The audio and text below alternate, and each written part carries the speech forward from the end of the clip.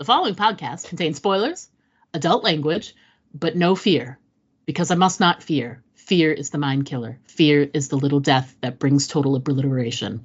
I will face my fear. I will permit it to pass over me and through me, and when it is gone, I will turn the inner eye to see its path. Where the fear has gone, there will be nothing. Only I will remain. This is a message from the Office of Emergency Preparedness. Due to the recent crisis, we ask that you remain in your homes. Do not attempt to communicate or interact with the creatures, even if they are people you know. Lock your doors. Bar your windows. The dead are coming. It's time for Aim for the Head, an all Walking Dead universe podcast. And now, here are your hosts, Diana and Steve. Hey, and welcome back to Aim for the Head podcast. I'm Diana. And I'm Steve. And this is, aren't you Steven? Come on. It depends on who you ask, I guess. I guess.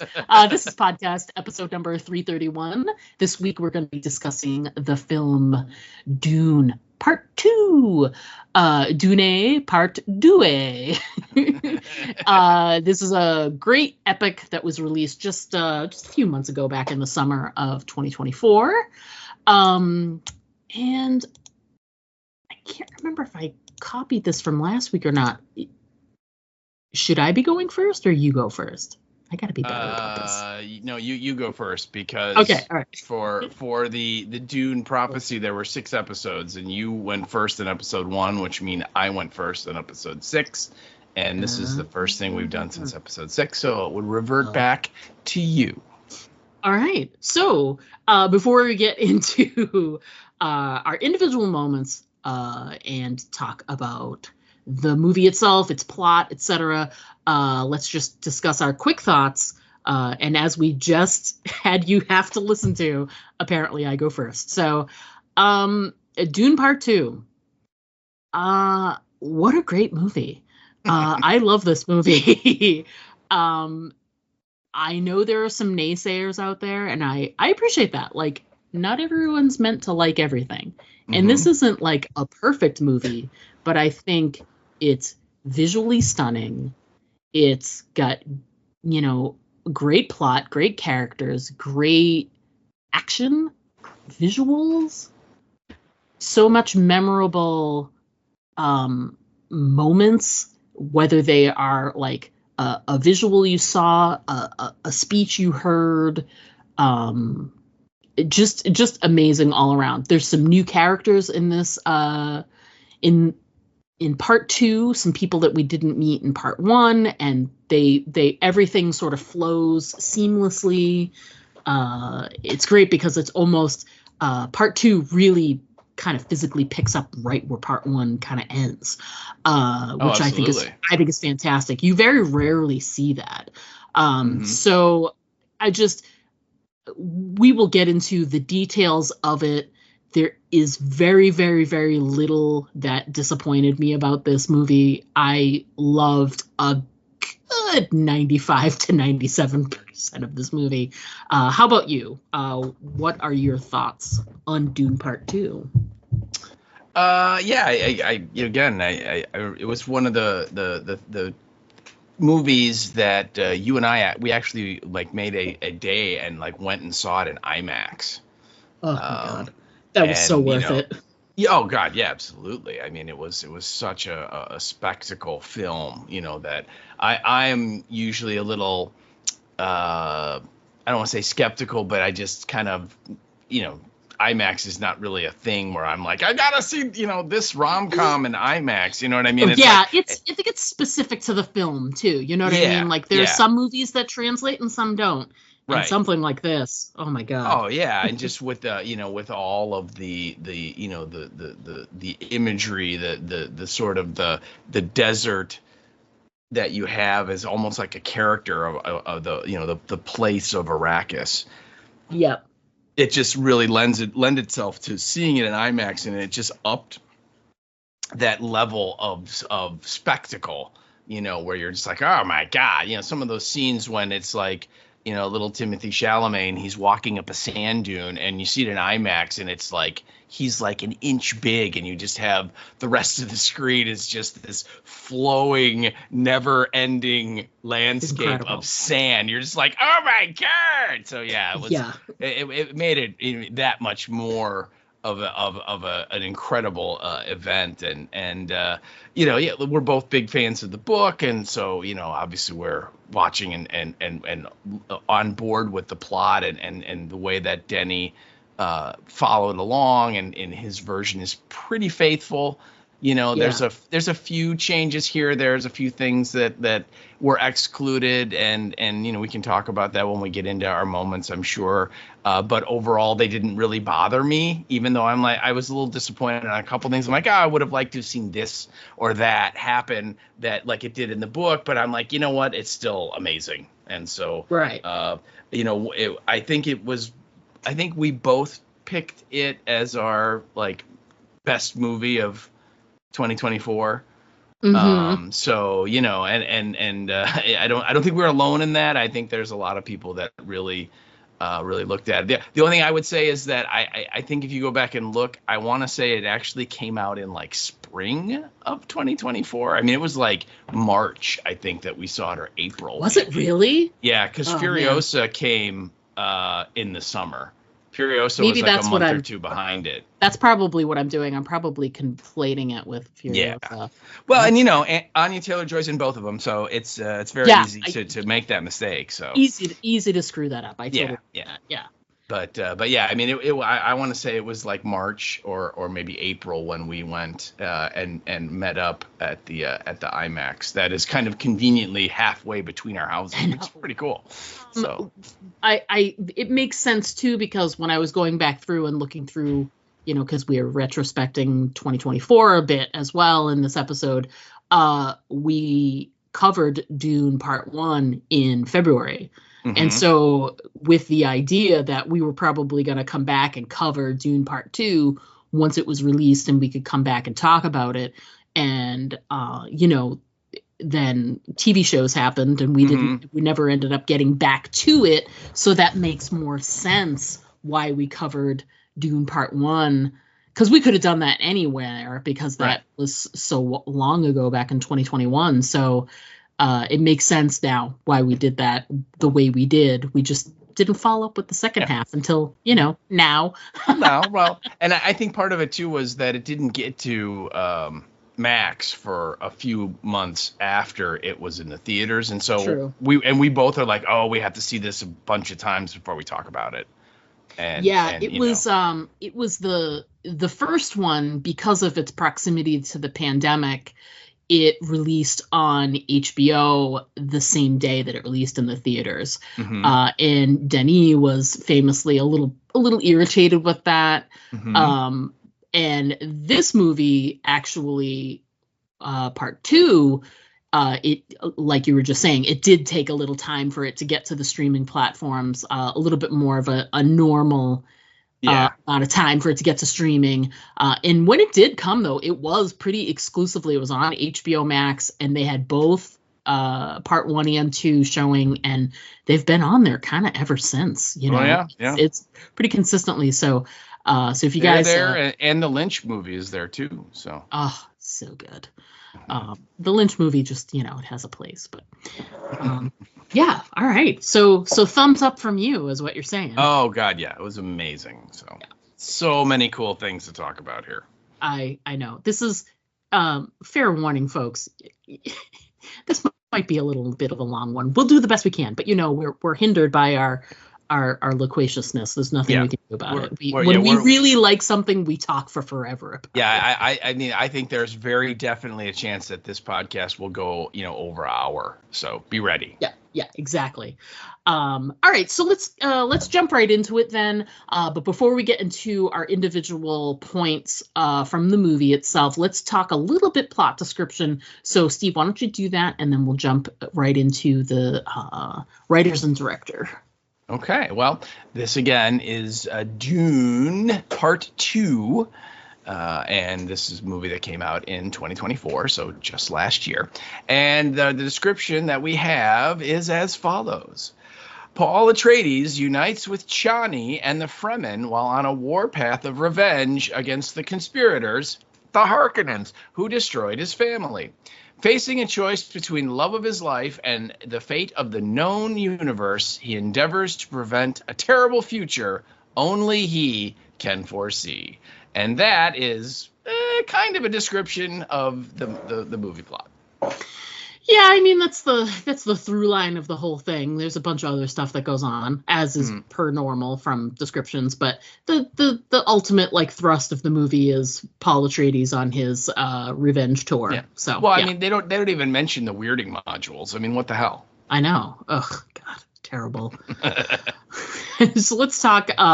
Obviously directed by Denis Villeneuve, but let's talk writers as well.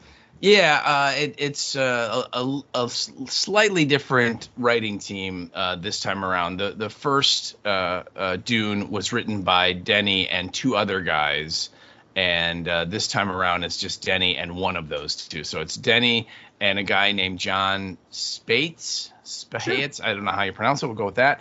And there was a third guy, Eric. I can't remember what his last name is, who wrote the first one back in like 2019, 2020. And for whatever reason, that guy is not around anymore. So it's just these two. So, but pretty much, if you watch the two films back to back, I think they have very much the same tone and style, script wise, story wise. So, they're, you know what I mean? It's not like it's a big difference that it's only two guys and not the three.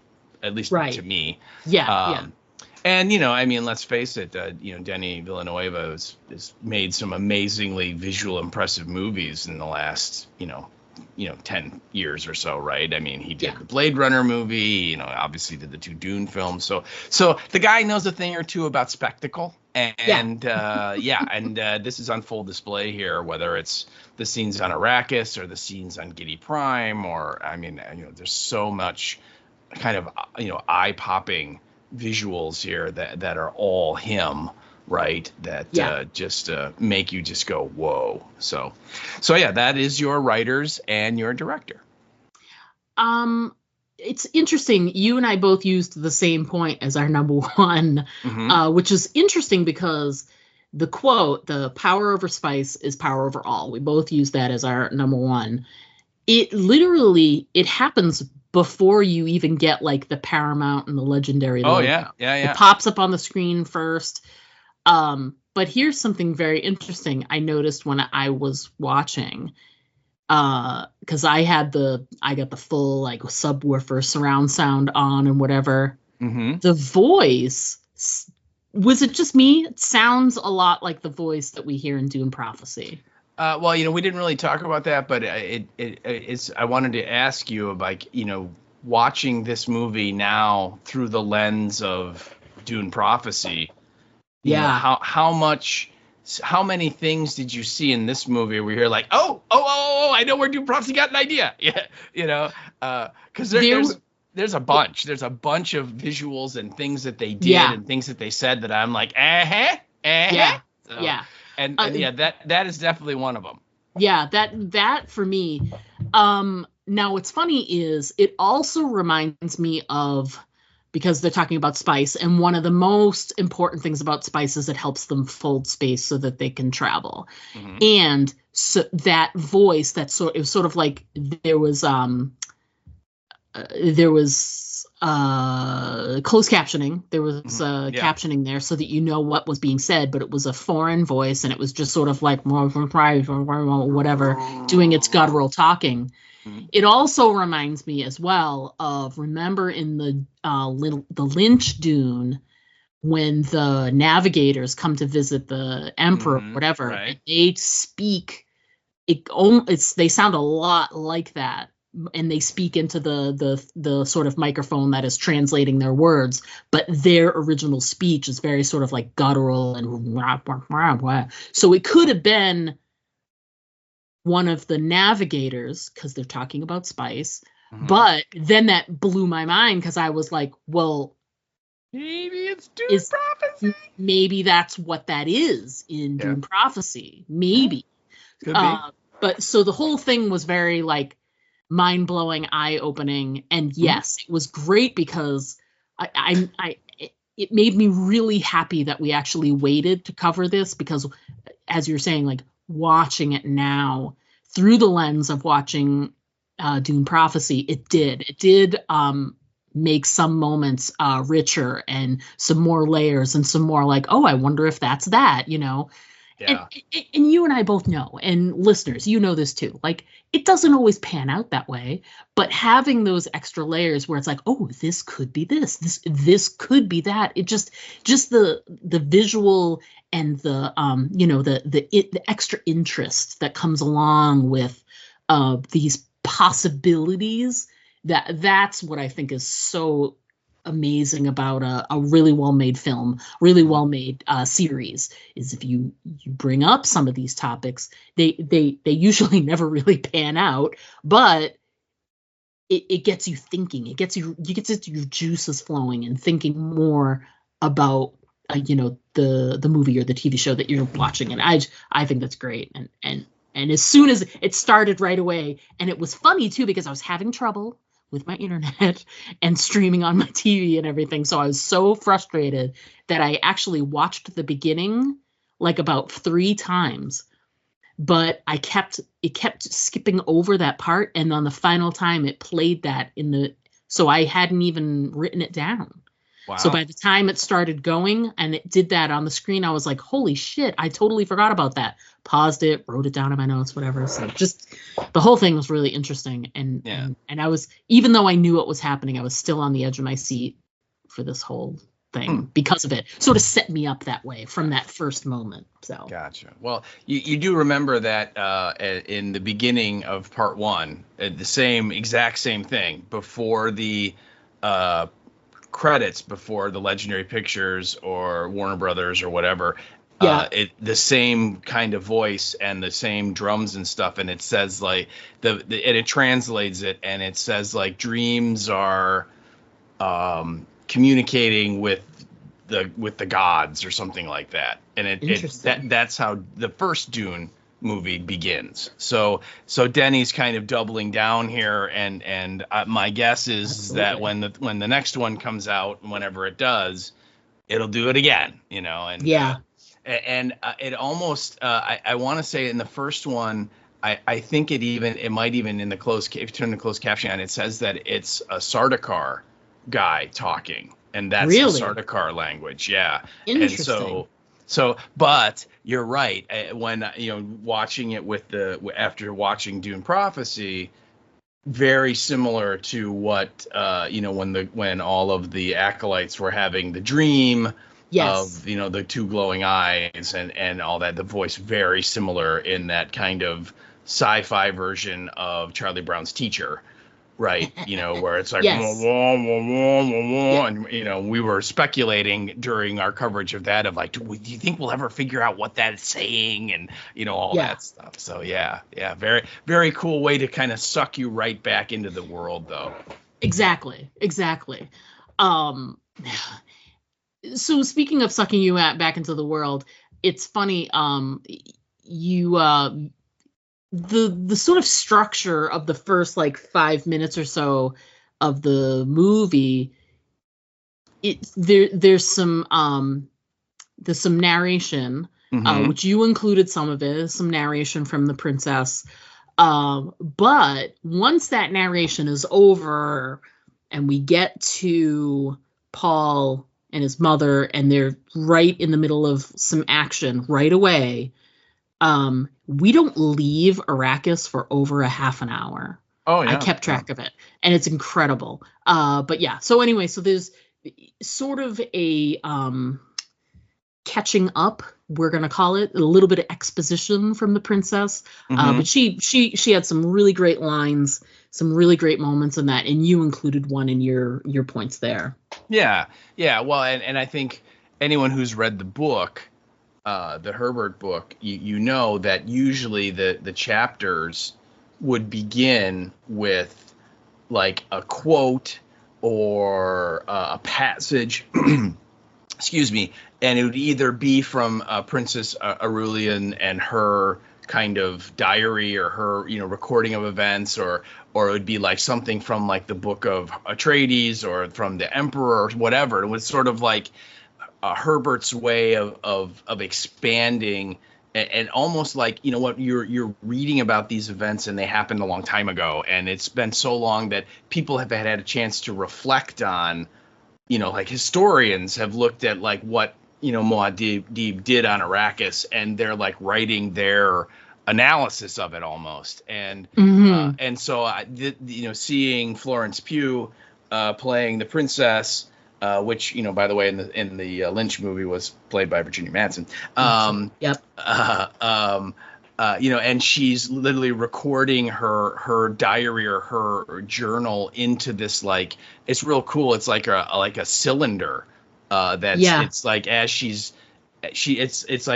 speaking, and it's recording her words, and it's like carving them into the cylinder, almost like back in the 20s and the 30s, they had like wax cylinders that would record sound, right? Or they had wire recordings where you would record onto a wire and so on. And I love that, just as a sound person, a guy that does a lot of sound work, to see that in there. But she's sort of, you're right, she's sort of recounting the Harkonnen, massacre of the Atreides on Arrakis, and how, the rest of the Landrasad, they're not really questioning what happened. It just, well, that's just a house fighting a house. And then she points out that the Emperor has, kind of helped the Harkonnens by lending his troops to assist, and he's never been the same since he did it, because he loved the Duke and Duke Leto Atreides, and as like a son, and all this stuff, and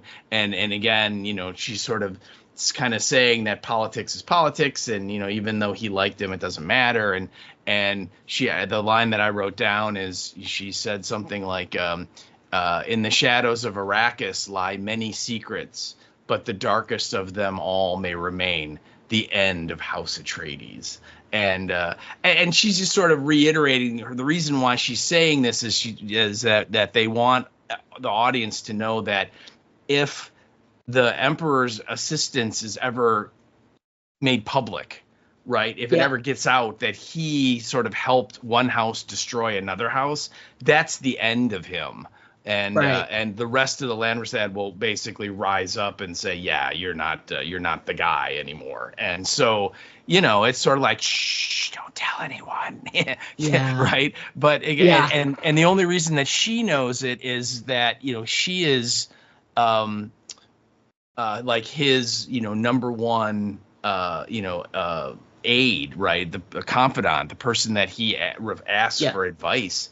And we find out she's, obviously a Bene Gesserit, and, so she has all the training of the Bene Gesserit, and she knows their ways and everything. And so clearly, she is like his truthsayer, I would imagine, right? Yeah. And this is definitely a little bit different from the book, because I don't remember them saying that the princess had that position. So I think this is just a way that the filmmakers here decided to kind of make everything a little bit more nice and wrapped up. But I think it's also possible too, if you think about it, because the Reverend Mother seems like she is very connected to the Emperor as well.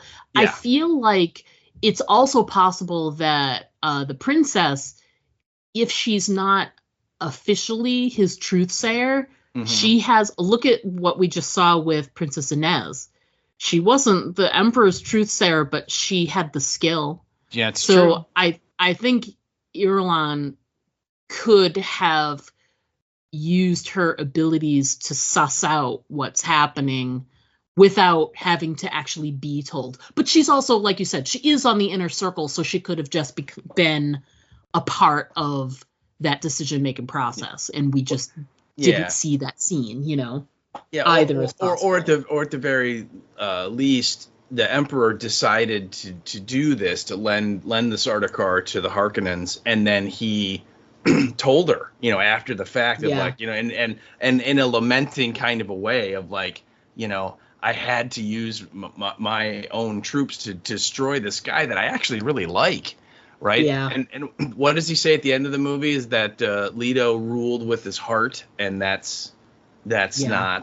not the way to, you know, power and stability and stuff. You can't do that. And of course Paul's like, yeah, no, that I'm not buying that. But yeah, I mean, clearly he liked Leto, and why wouldn't you? I mean, he's a fiercely loyal, you know, noble person that will not F you over, right? Yeah. And so on. You think that's the kind of guy you want to have, Yeah, no you kidding, know, right? following you, right? And yet he sold them out, you know, and out of jealousy, you know, he envisioned a time where Leto would become more popular than him, and then maybe Leto will become the emperor, and he didn't like that, and so on. But Yeah. anyway, I really love that quote, and of course, while she's making this quote, we're getting these great shots of the planet of Arrakis, and you know, you kind of see the sandstorms are kind of flowing across it and Yeah. all that stuff. And it's really neat. And I believe once she says the end of House Atreides,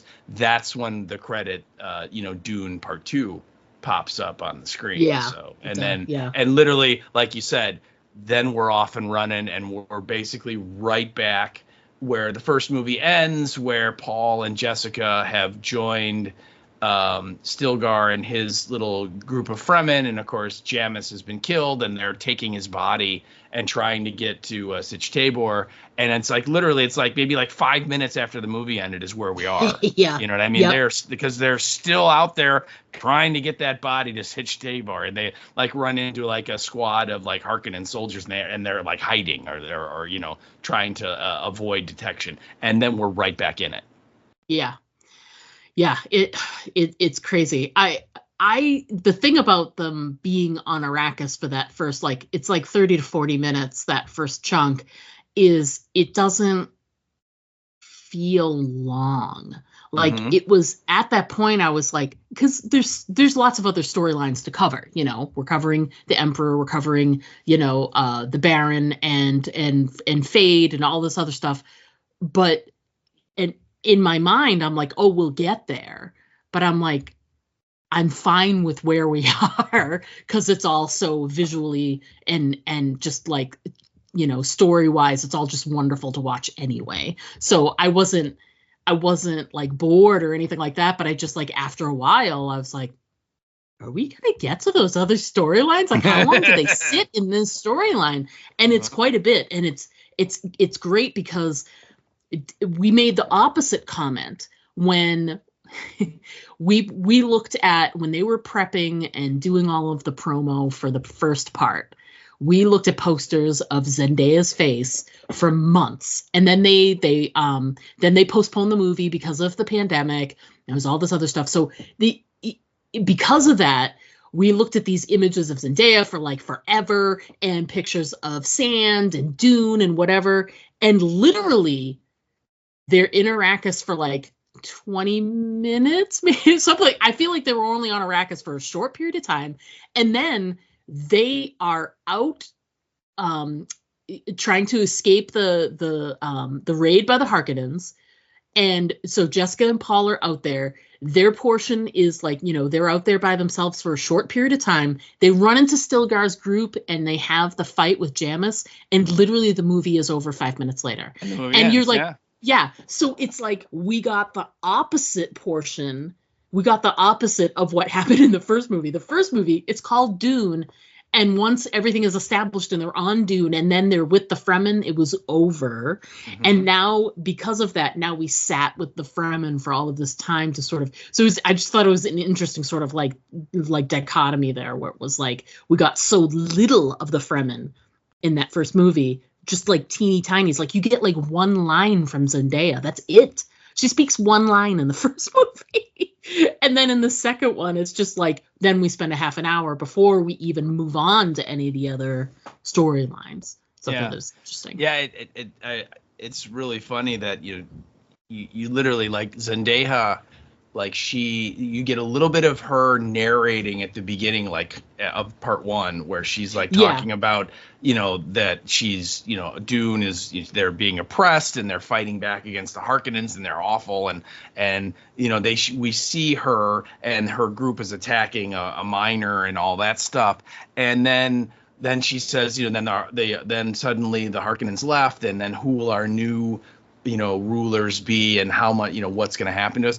And then you don't see Zendaya, like you said, until like literally 5 minutes before the movie's over. And for so long, all we got were the publicity shots of her in the still suit with like the little thing in her nose. Yeah. Right. And you're like, when is that going to happen? So yeah, it was never. I know, pretty much. Yeah. But again, I don't, while I was like a little confused when that happened, because I thought for sure that, she was going to be in it more, it didn't bother me, because, the first part is really, it's all about, the fall of the House of Atreides. And, for sure. Yeah. And that, Denny decided that was where he was going to end this first, part of, like he basically said the first book of Dune, he was going to make in 2 movies.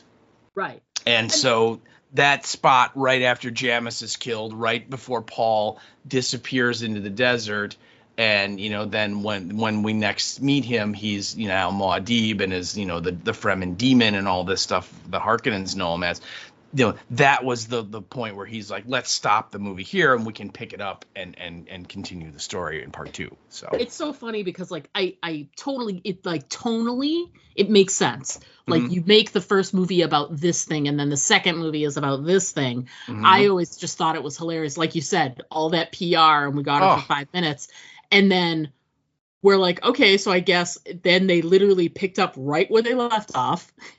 And then we get to sit with it for like 35-40 minutes, and we're like, oh, okay, we got our fill now that we needed, because I just wanted to see more, because you want to learn more, see more, and know, because plus we're spoiled, David Lynch took that and made it into one movie. So we got it all in the one movie. So when it ended, I was like, wait, what no. Yeah, but the Lynch movie, which is great and stands on its own, like we said when we talked about Dune Part 1. But I mean, it really is like the abridged version of Dune. I mean, it's without question. Yes, they just shoot through stuff so quick. Like, all right, this happened. Okay, let's go. It's just there's lots of Lynch has a lot of narration over action moments, like that stuff with Princess Irulan in the beginning, where you're seeing like little snips of like battle and things and whatever, and she's telling all on top of it. That happens for a good 5 to 10 minutes, and it covers like all of like Muad'Dib's journey into becoming himself, whereas they actually showed you in this one, you get to see him, he's not accepted like that, like he was, So it's interesting. I like this more because you get more detail. There's less, it feels less rushed. You know what I mean? So I agree. So while we're with the Fremen for that first few, scenes, it does some jumping here and there in terms of time, I'm sure. But we do get, I included some moments that I really loved were, obviously there's the Water of Life ceremony that Jessica goes through to become their, the Siege Tabor, to be their new Reverend Mother. And there's this great moment that I missed in the first watching, or just didn't remember, that as Jessica she's nervous because she explained it to Paul, and she's like, every culture has their own sort of thing. They have a Reverend Mother who is in charge, but their ceremony to become the new Reverend Mother is similar, but is not exactly the same. So she didn't know what to expect. And so she's not fluent yet. So they were like, she's like, what's in this? What is happening? And then the Reverend Mother out of nowhere, the dying one, is like, with the voice she uses, she's like, drink. And I'm like, okay, well, guess what you're doing. I just thought that the use of the voice on who is about to become a compatriot, a one of you, I just thought it was an interesting moment. She just like compels her to do that. I loved it. I thought it was great. But I what I love is that Stilgar basically tells her that, you know, you're gonna get to be our new Reverend Mother, because our old one is she's, you know, dying. She doesn't have much time left. And Jessica's like, well, what if I don't want to do that? And he's like, well, you know, if you don't do that, then that means he's not the chosen one, and there's really no reason for you guys to stay here. And so then and we'll take your water. And so then she's talking to Paul, and he's like, hey, it's a great honor. And she's like, yeah, but like, if it's a choice between that or death, I'm really not as flattered as you think. Exactly. Yeah, let's calm down on the flattery. It's not really, I was sort of put between a rock and a hard place. Yes. In more than one way. So it was very funny. And so, but and you know, she has to drink the water. And first of all, I would point out, it's the same damn color as the agony stuff. Oh God, yeah. Yeah. You know, I mean, right there again, looking at it through the Dune prophecy lens, I'm like, well, I know where they got that color from. Yeah. Oh God, yeah. But don't you think that before, you know, things got too intense, she might have mentioned to I don't know, any of the like 40 people that were in that room that like, just so you know, I'm like Preggers, and that might be something you want to take into account.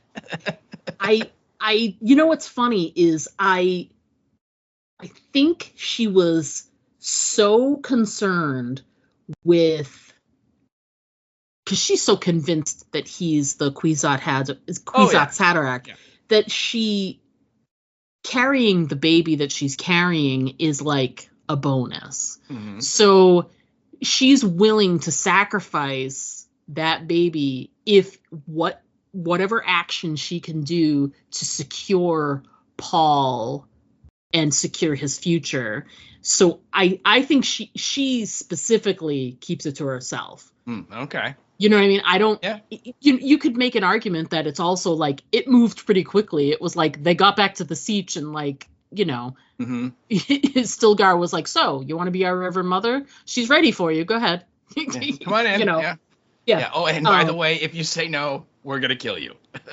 Right. So it really, even it's the rock and the hard place is really like she's saying more than what she's actually saying to Paul is, you know, she can either die and lose her baby, or she can go through the water of life thing, possibly harm her baby. But you know, it's the choice between bad and bad. Yeah. You know? Right. Yeah. So, but yeah, that's a great moment too, where they're like, oh my God, she's pregnant. She's pregnant. And it's too late. She'd already taken it. Oh, so. Yeah. And then the next scene when they're outside, and that's when Paul's like, it's a great honor. And she's like, yeah, well, you know, I'm not really flattered. Then but he asks how the baby is, and she's like, she's fine. And then she kind of looks around, and then she goes, she talks to me now. Love it.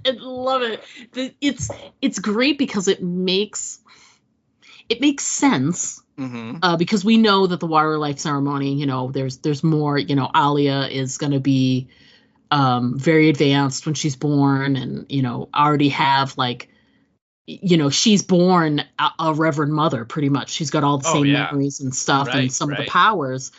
Hey, she's like a fetus, and she has like the mind of an adult.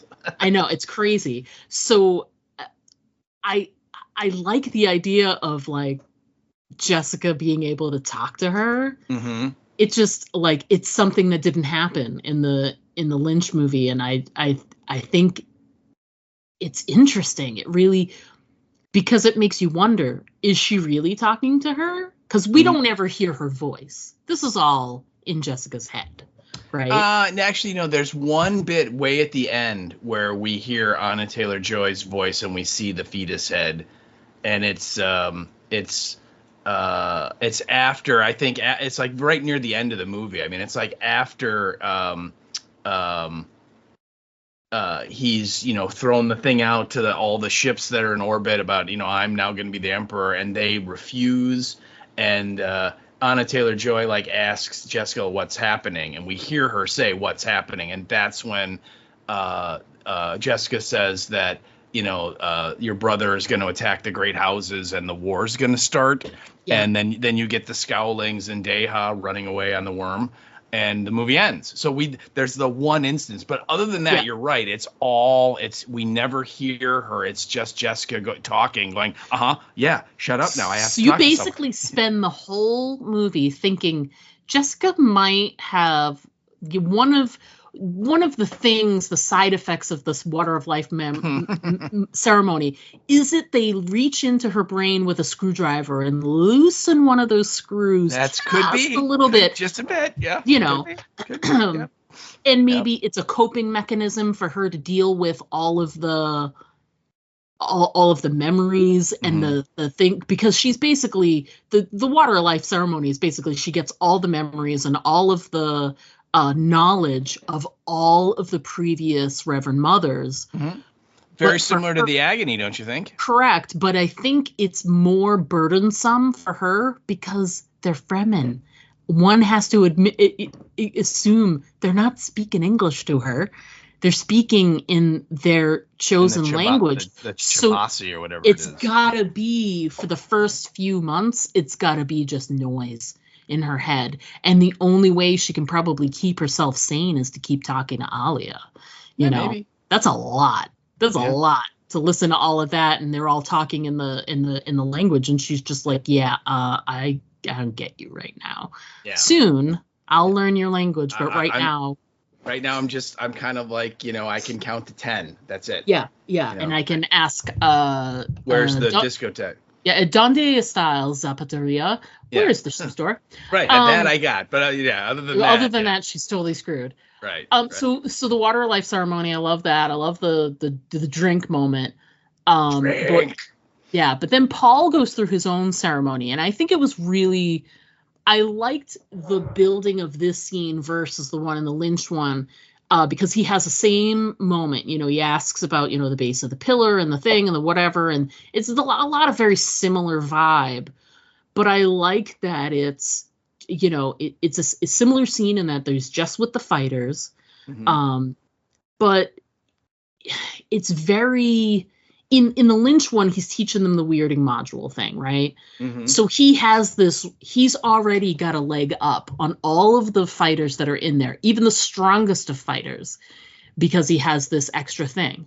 Whereas Paul is still in the sort of mode of proving himself to the Fremen when he's in this scene, but he's proven himself enough that they decide, well, in order to be a member of our group, you really need to have, your secret Fremen name, and you have your sort of like your soldier name, your warrior name, your warrior name. So they go through that whole ceremony, and it's really great because it's it's this acknowledgement from all the other people that are there. He's really becoming part of the group, and I like how it's sort of like a receiving line where they all come through and they shake his hand or hug him or smack him on the shoulder or whatever they do, and they say his name, they repeat his name and make it part of their group. It's really good. I like it, and there's some funniness in there too, because he's starting to get all flirty with Chani, and everybody else is hugging, and then she comes in to hug, but she like whispers like right in his ear, and it's very sort of flirty and adorable, and I just think it's great. It's just a really well crafted scene, and I like how it still doesn't raise him up. I feel like the other version of the scene makes Paul seem sort of godlike still. This is, I was nothing. Now I'm like the lowest of the soldiers, and I'm included with you. And Sir Stilgar keeps saying all this crazy stuff about me, but I'm still trying to prove myself. And he's sort of just raised up one rung, and it's just cool to see. He's just like, now he's just like one of the guys. It's great. Well, that scene happens right after they attack and destroy the sand miner. Yeah. And he does the whole draw the fire away from the ornithopter that has like the machine gun in it. Yeah. And allows Chani to take it out. And so he kind of has proved his mettle to all these other fighters who, whether or not they believe he's, the Lisan al-Ghiab or Gab, or not, they're still like, who is this guy? He's an off-worlder, he's not one of us, and yet Right. he's proving he is one of them. And I think at that point someone asked, I think Chani asked him, where'd you learn to fight like that? And he says, from my old masters and teachers, and they're all friends, and they were all massacred. And earlier, before the attack on the sand miner, he kind of talks to the crowd and he goes, look, I'm not the chosen one, because he's rejecting all of the you're the guy, you're the Messiah. He's like, no, I'm not going to do that. And because of the spice, he's seen the visions of like the holy war spreading across the galaxy, and billions of people following him and dying, and he's like, I don't want any of that. So he's like, no, I'm not this crazy Messiah guy. I'm just a guy who my whole family got wiped out by the Harkonnens, and I hate them just as much as you do, and I want to stand by your side and kill as many of them as I can, if you'll let me. That's all he wants, right? And you're right. And so he's going along with it, and he's part of the group, and he's not, he's participating, and he's doing heroic stuff and all this. And it's when they're like, after that attack, they're all kind of celebrating in their weird tent things that they put up in the desert. And that's when someone's like, Stilgar, you got to give him his names, man. He's one of us. Come on, let's go, And so then he goes, Stilgar names him Usul because of the base of the pillar and his strength. And then I guess it's tradition that the individual chooses their own warrior name. Yeah. And he's like, what's the name of the little mouse dude that we see running around on the desert? And everybody kind of laughs when he's like, you're gonna name yourself after a mouse. And then Stilgar's like, no. That little mouse, the Muad'Dib, he makes his own water. That guy, and it's also like a star or something in the sky. Yeah. And so it's like the Muad'Dib will show us the way. He's like, that is like a super powerful name. And you're right. Everyone's like, oh yeah. And then they're all coming up, and like you said, they're all hugging him, and they're saying, Usul Muad'Dib and all this stuff. It's a real cool sequence that is totally different in the Lynch movie. Oh God, yeah. You said that because in the Lynch movie they just didn't have, ain't nobody got time for that is kind of the theme of that movie. And so literally it's like Paul joins the Fremen, and as soon as he joins the Fremen, he's the chosen one. Okay, let's go. There's no debate. There's just like, yep, he is. Move. We got a story to tell, Yeah, I love my favorite sequence in the Lynch one is that, it's like we were saying, there's there's like some narration, and you get these intercut scenes of this battle, that battle. You get like 2 seconds here, 3 seconds there, and it shows Paul out there using like binoculars to look ahead, and then they cut away and they go like scene, like different scenes of different fights, and then the next time they show him, he takes the binoculars away and his eyes are blue, so he must be Fremen. So it's like the way they skip and jump to you tell the story, whereas in this one they sort of like they have sort of time to sort of luxuriate in it and let it sort of grow on its own, and you see Paul's growth within the community grow in sort of like a slow and steady sort of way, which I think is great. Yeah. You've got some great moments that you included too. I saw Harkonnen and jumped over them, but that Harkonnen squad that came upon them in those first couple of scenes, that was crazy. Oh yeah, it's again literally 5 minutes after the movie ends is when the first movie ends is when this is happening, and they're like a lot when like the movie opens, when Princess Aurelian finishes with her narration and we get the Dune Part 2, it literally cuts to Paul and he's like leaning on the side of a sand dune with the side of his face on the sand.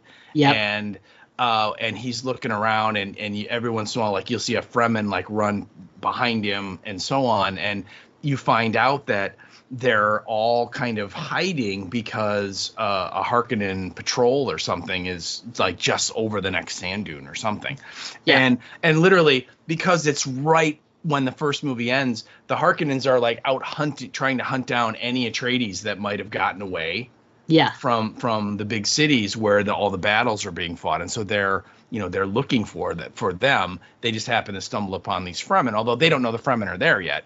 And so they all kind of, get away and get out from the open, out in, on the unprotected open, and they all get cover. And Paul and his mom end up like on the side of this rock, and they just leave Jamis's body right there. They don't pick it up. And then when the Harkonnens find it and they see all the tracks in the sand, and they're going to try and hunt them down, then they hear a thumper going off, and the Harkonnens are like, those filthy rats have called in a worm. And so then they're like, quick, onto the rock, because there's like this massive rock outcropping that's probably like 100 feet high that they're right next to. And there's this great scene where the squad, almost in like a line, they like walk, they're running up the top of this dune, and when they get to the edge, and like instead of jumping, they just kind of step off, and then they all turn on like their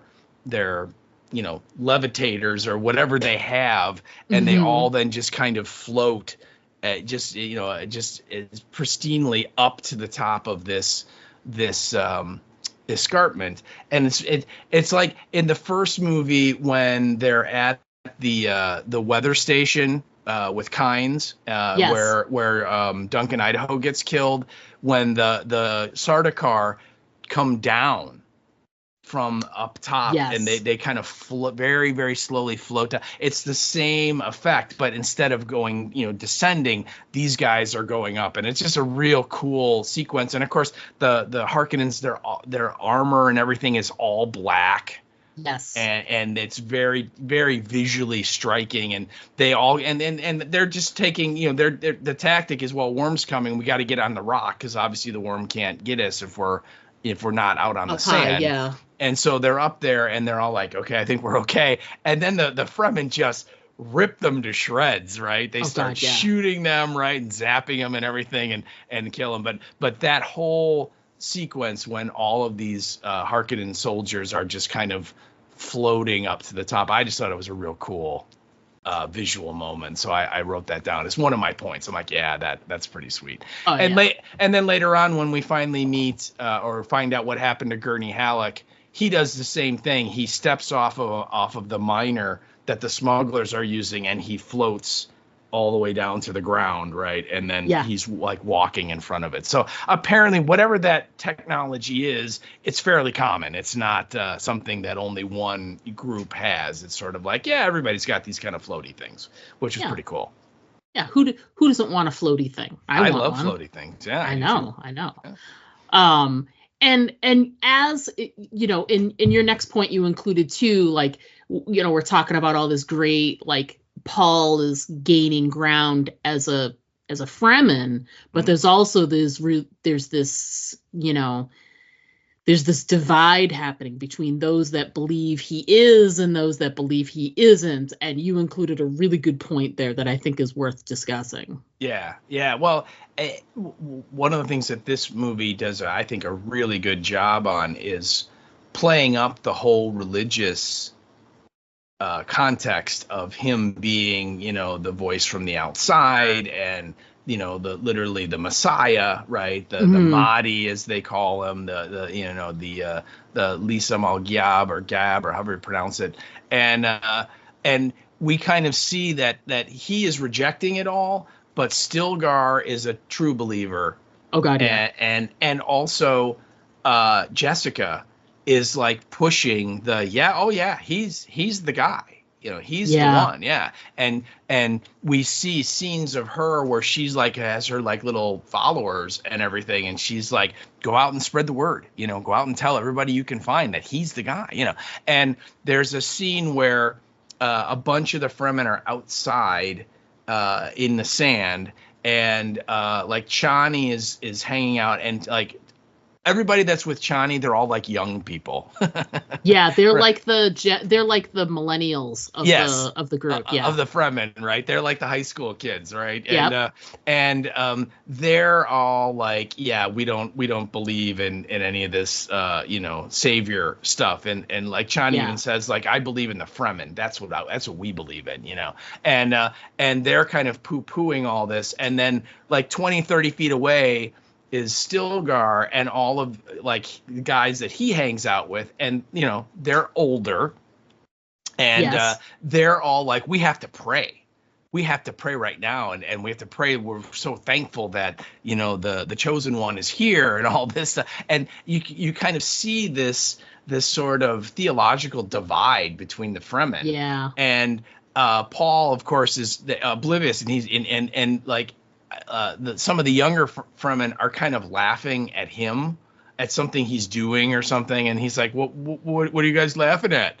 And they're just like, you dumbass, and Chani's like still kind of busting his chops a little bit, but it comes up in that discussion that apparently the Fremen that are from the south part of the planet, they're much more fundamentalists and much more of religious believers, Right. and more like what you would call kind of old school Fremen, Mhm. and that the prophecy, that's a thing, and the chosen one, he's real and he is coming.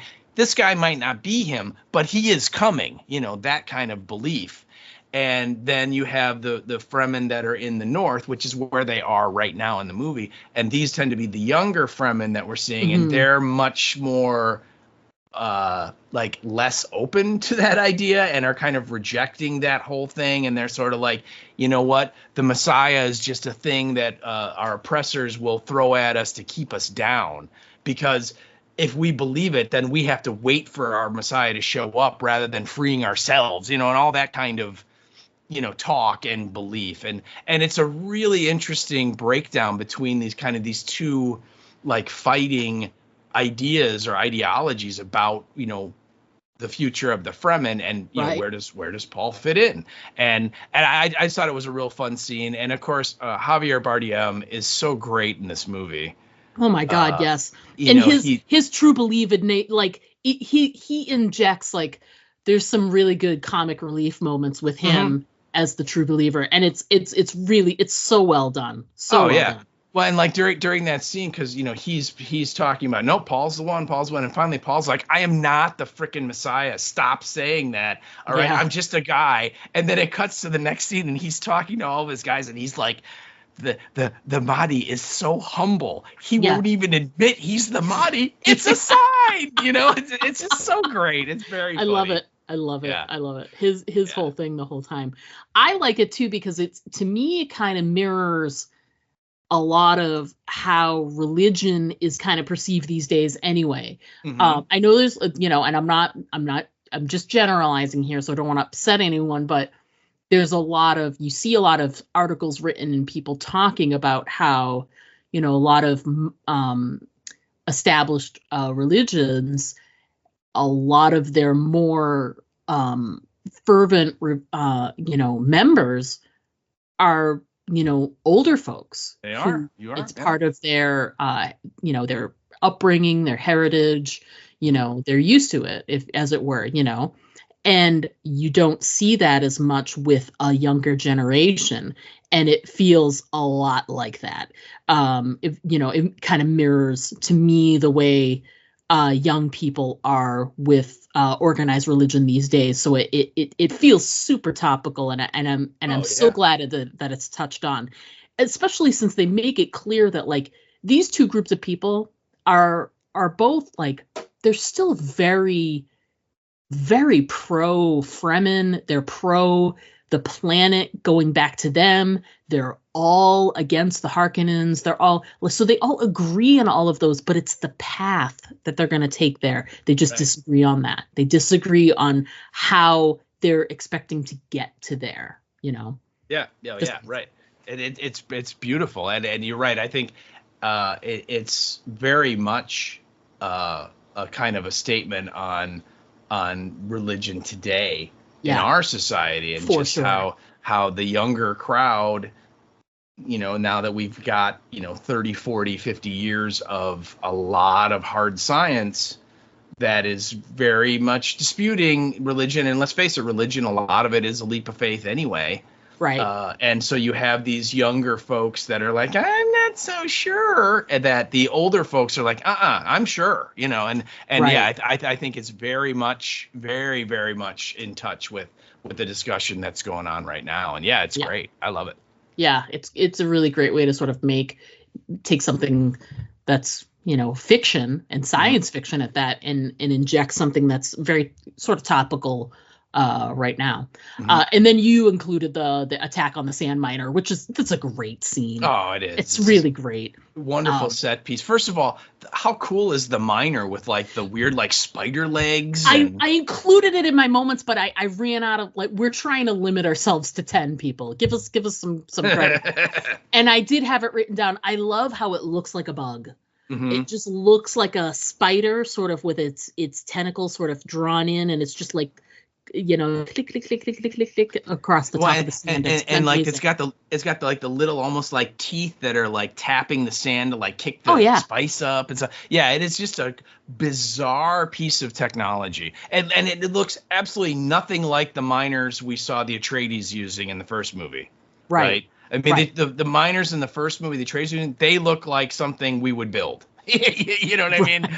And they have big treads, and it's just like this big sort of tank that's kind of cruising along on the desert, and you can assume that underneath it's sucking up the sand and getting the spice and all that. And like, yeah, okay, this, like you said, it's like a freaking bug. Yeah, I love it.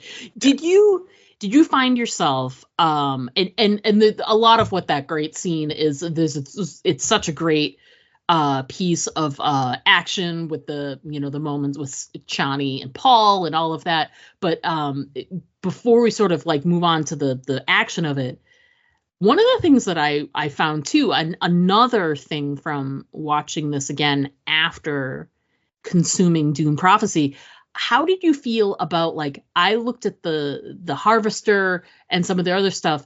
Did you look differently at anything machinery? Like, is it a thinking machine? Yeah. Is it, you know what I mean? And connecting that to Dune Prophecy and thinking like, wait, are they relying too much on some of those things again in the future? And I don't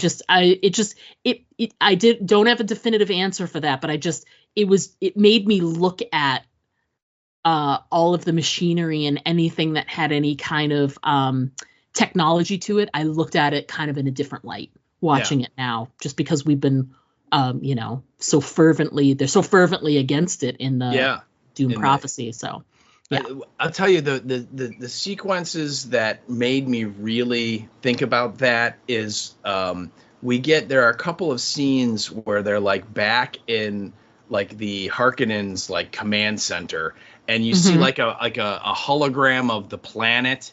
And there are all these little red spots and white lights and stuff, which indicate where their patrols are and where their miners are. And there's like 20 guys, all, Harkonnen guys, and they're all kind of like almost like chanting. And they all have headphones on, and they're clearly like staring at this hologram, and they're working it and observing it and doing stuff. And it almost, with the idea of, well, there are no computers, there are no thinking machines. So what they've done is these guys, they all like kind of plug into like a hive mind and are like a human computer. Like all of their brains are like connected to make this technology work or something. And like the scene I'm talking about, if you remember, like the Beast, Dave Bautista is like striking out and like stopping all of the Fremen, and like that poor guy who's like there's like, maybe you should get some rest. And he's like, maybe I should cut your throat. Cut your throat and then like smash your head into the console over and over again. God, amazing. I love Dave Bautista. Oh, He's great. And it's funny because he and Skarsgård, they're the Chanis of this movie, because they're not in it very much at all. Right. They're kind of here or there, but not a lot. But anyway, that was the scene where I thought about that stuff the most, was when you see all of those guys and they're all like, rah, rah, rah, rah, and they're like, chanting or whatever. And also remember when the Beast like gets all of his guys and they go out and they're looking for Muad'Dib, and there's that guy sitting in the ornithopter, and he's wearing that weird kind of headset with like the bizarre, and he's clearly like scanning the horizon and stuff, and it's like obvious that like it's tech but not a lot of tech. And that was another part where it brought to mind of like, oh, okay, like that guy, he is like somehow trained to use his brain like a computer and be able to, you know, look for signs of life on the desert or whatever he was doing.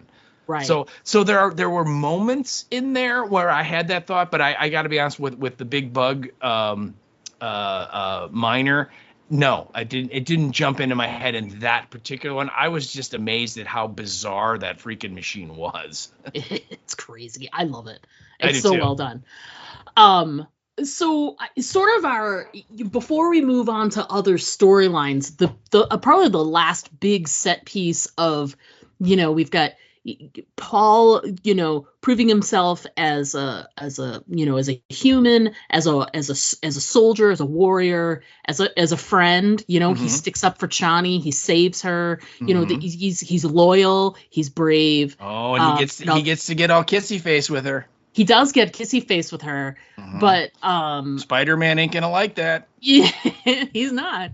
But the real test for him is riding the worm. Yes. And it's great because at first they're like, oh, that's only for Fremen. And he's like, yeah, but can't someone teach me? Like, basically he's like, I want to learn how to ride. And I think like this is such an amazing sequence. I read a little bit about it. It took them 44 days to film the sequence where he's conquering the worm, as you would say. What an amazing, amazing moment. And I love when he's gotten all of this training from Stilgar. Stilgar has a lot of faith in him because of the prophecy. And I love how he's basically like, don't embarrass me. Yep. But he's also like, they're taught from a young age in the Fremen community, and Paul's just sort of like learning now, and he's just like takes him aside and he's like, nothing fancy. Okay, and I just thought that was such a great line, you know. He's like, you don't have to impress anyone, okay? Just get on the worm, do your thing, right? That's right. It. And Paul's like, off, whatever. Yep. Yeah. Although you made a good point. How do they get off? I see, that's the thing. It's never explained in the book, and it's never explained in any of the movies, because you're kind of like zipping along, and you know, I get it. The whole idea with the hooks is that they like pull up the scales on the worm that exposes like the skin underneath, and that prevents the worm from going under the surface of the sand, because it'll hurt the worm. It's like an irritation. And so that's how they're. It makes total sense. I get it. But like when they're like transporting like 40 people on the worm when they're all going south. So I'm like, how do all those people get off? I don't think the worm ever stops. In my head, I have turned it into, you know, that moment in The Return of the King when they are having the battle at Gondor, and the elephants are there, the elephants, and at one point Legolas is he cuts off like the top of one, and they all go sliding off the side. Flying off, they fly off the side, and he like slides down the trunk and lands right in front of Gimli. Yeah, that's what I picture. I picture that they just sort of slide off the tail, and then land right on their feet, just like an elf would, and they're fine. That's that's my story, and I'm going with it. But they do that, and first of all, that still only counts as one. And second of all, if they do that, why doesn't the worm just turn around and eat them? I don't know. The worm doesn't know. Listen, don't inject logic. These people are riding on a worm. I know. So, I know. mean, it is so cool, and this, like you said, this sequence is so great. The way that he does it, and of course, you know, it's like the biggest worm anyone's ever seen, right? You know, when it shows up, like Stilgar's like, it's too big, you know, and so and it's such a like coming of age moment for Paul. Yes. Not just to like become one of the Fremen, but like it's like on the checklist of like if he's the guy, if he's the savior, he has to do all this stuff, right? Right, He's gonna. right. What do they say? He will learn your ways and know how to do them or what. I mean, there's like as if he were born to them. Yeah, Yes. I mean, so this is like he wants to do it to prove to all the other Fremen that he's just like them. And Stilgar wants him to do it because he needs to prove that he's the guy, So right. So yeah, it's an incredible scene and certainly one of the like set pieces of the movie. Where he kind of falls and then he's kind of stuck and then he's like holding on with only one of the hooks and he's like, and he finally gets up there and then he finally gets it going and he's like, woohoo, and he's zipping around. Yeah, it's an amazing. And then scene. of course, because it could it be because of the prophecy? Could it be for some other reason? Is it just an absolute weird coincidence? And they all are like mouth agape. It's supposedly a huge worm, like one of the largest ones that most of the people that are there have ever seen. Yeah. So it's not only him proving this point, but doing it on a scale that has never been really done by the people that are seen there. Yeah. So he doesn't need to do anything fancy. It's like the worm did all the fancy stuff for him by just existing and being this huge. They called it a grandfather. Worm. Yeah. Well, and they like after he rides it and we see him doing it for a while, it cuts back to Sitch Tabor where Jessica is. And by the way, at this point, first of all, I love Rebecca Ferguson. She's amazeballs school, and I love her in this because now her face for the rest of the movie has all these like symbols. Yep. Painted on her, and she just looks amazing. And she wears these cool headdresses and stuff. And she's there, and she's now the Reverend Mother, and she's got all of her like, people, her support people around. And someone comes in and goes, "Paul rode the worm, and it was this huge, massive grandfather of the worm. It was the biggest one anyone's ever seen." And it's so great because she's like, "Well, there we go. He's the one. Go spread the word." And all of them get up, make sure everybody knows. Tell everybody and it's just like the wheels are turning, right? So she's going to use that to spread that propaganda, if you want to call it that. I mean, again, we all know he's the guy, Right. But at this point, they for the sake of the story, the rest of it hasn't been confirmed or whatever. But yeah, the riding the worm scene was amazing. And I believe once that scene ends, then I think, don't they go back to the Emperor's planet and we kind of find out about Fayed Ratha and how he's kind of the backup plan if Paul Atreides doesn't work out. Yeah. And we meet Lady Fenring. Yes. Which, again, Lady Fenring is a character that's in the books that they use her. She's only in like this scene and the next scene, and that's it in the movies here. And in the book, she like actually was on Arrakis and went to a party that the Duke and Jessica held before they got wiped out by the Harkonnens, and so she had a little bit more to do in the novel than she does here. Right. But we find out that Fayed Ratha is a psychopath, and but they're like the Reverend Mother's like, yeah, we can still control psychopaths. That's not a problem. But then it goes to Giddy Prime, and oh my God, another great scene, not just for the acting and the action and everything, but just for the look. Oh my God. It's amazing. Awesome. I honestly, in a modern film, can you think of a scene that's that visually stunning that had no fucking color involved? No. It's it's amazing to me, and the artistry that went behind making that choice. Mm-hmm. It's just incredible. There's nothing like the visual of, because he's a strange looking guy no matter what, Fade, but to get him in that sort of translucent, like he looks like a ghost. They all do. It's just I have never seen anything like that before. Yeah. The choice was amazing. And let me just say, here before we go in too much into this scene that I understand that the Harkonnens are awful and they're the bad guys and all that. But when I watched that scene for the first time, I'm like, I found my people. Well, it'd be really, really, really, really easy for you to play, to dress up as Fade for Halloween. Probably. See, I would, but I gotta say that in my heart of hearts, Feyd-Rautha will always be Sting. Yeah, and he's got that great head of hair. That great head of hair, and the scene at the end when he's like wearing the loincloth and he's like, I will kill him. I mean, it's like before Sting like had a clue how to acting, and yeah, it's very special to me. But Austin Butler is amazing in this movie. Don't get me wrong, he is fantastic. Yes. But I just somewhere in my heart of hearts, I always picture Sting in that like tuft of blonde hair.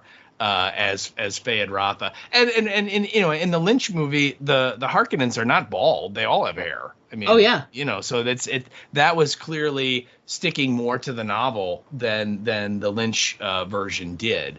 But yeah, I mean that not just the look of the people, but like when they're shooting those fireworks off, and they're almost like. It's almost like, but they're like liquid. It's not like a firework fire. I mean, it is just, you have to, if you haven't seen that, and if you don't know what we're talking about, you have to see it because it's just unlike anything you've ever seen before. I mean, literally, the only two colors in this, like for 10 minutes of the movie are black and white. Yeah, you've honestly, like, it sounds like we're making this up, but it's just, you've never seen anything filmed this way before. Yeah. It's just incredible. I found myself too, like, I love the look of the Harkonnens from Lynch's Dune. Mm-hmm. They still, they're not bald and sort of hairless the way they are in this one. But, they're still kind of physically repulsive in their own way, especially the Baron and all that. No, not because they're bald. They're not physically repulsive. Calm down. You're okay. Saying. Some of us tend to be hairless, okay? It's not our fault. It's just on the top of your head, I would hope. Anyway, whoa. Going down a road we don't need to go. Wait, are you going to call me Steven again? No. We're done with that. That's done. But I look at the Harkonnens from, Denis' movie, from this movie and the first one, and I'm also connecting them with our Dune prophecy, and I'm not connecting them to Valia because she's not even really a part of the family. She's not part of their like sort of day-to-days, not until, it suits her purpose, as it were.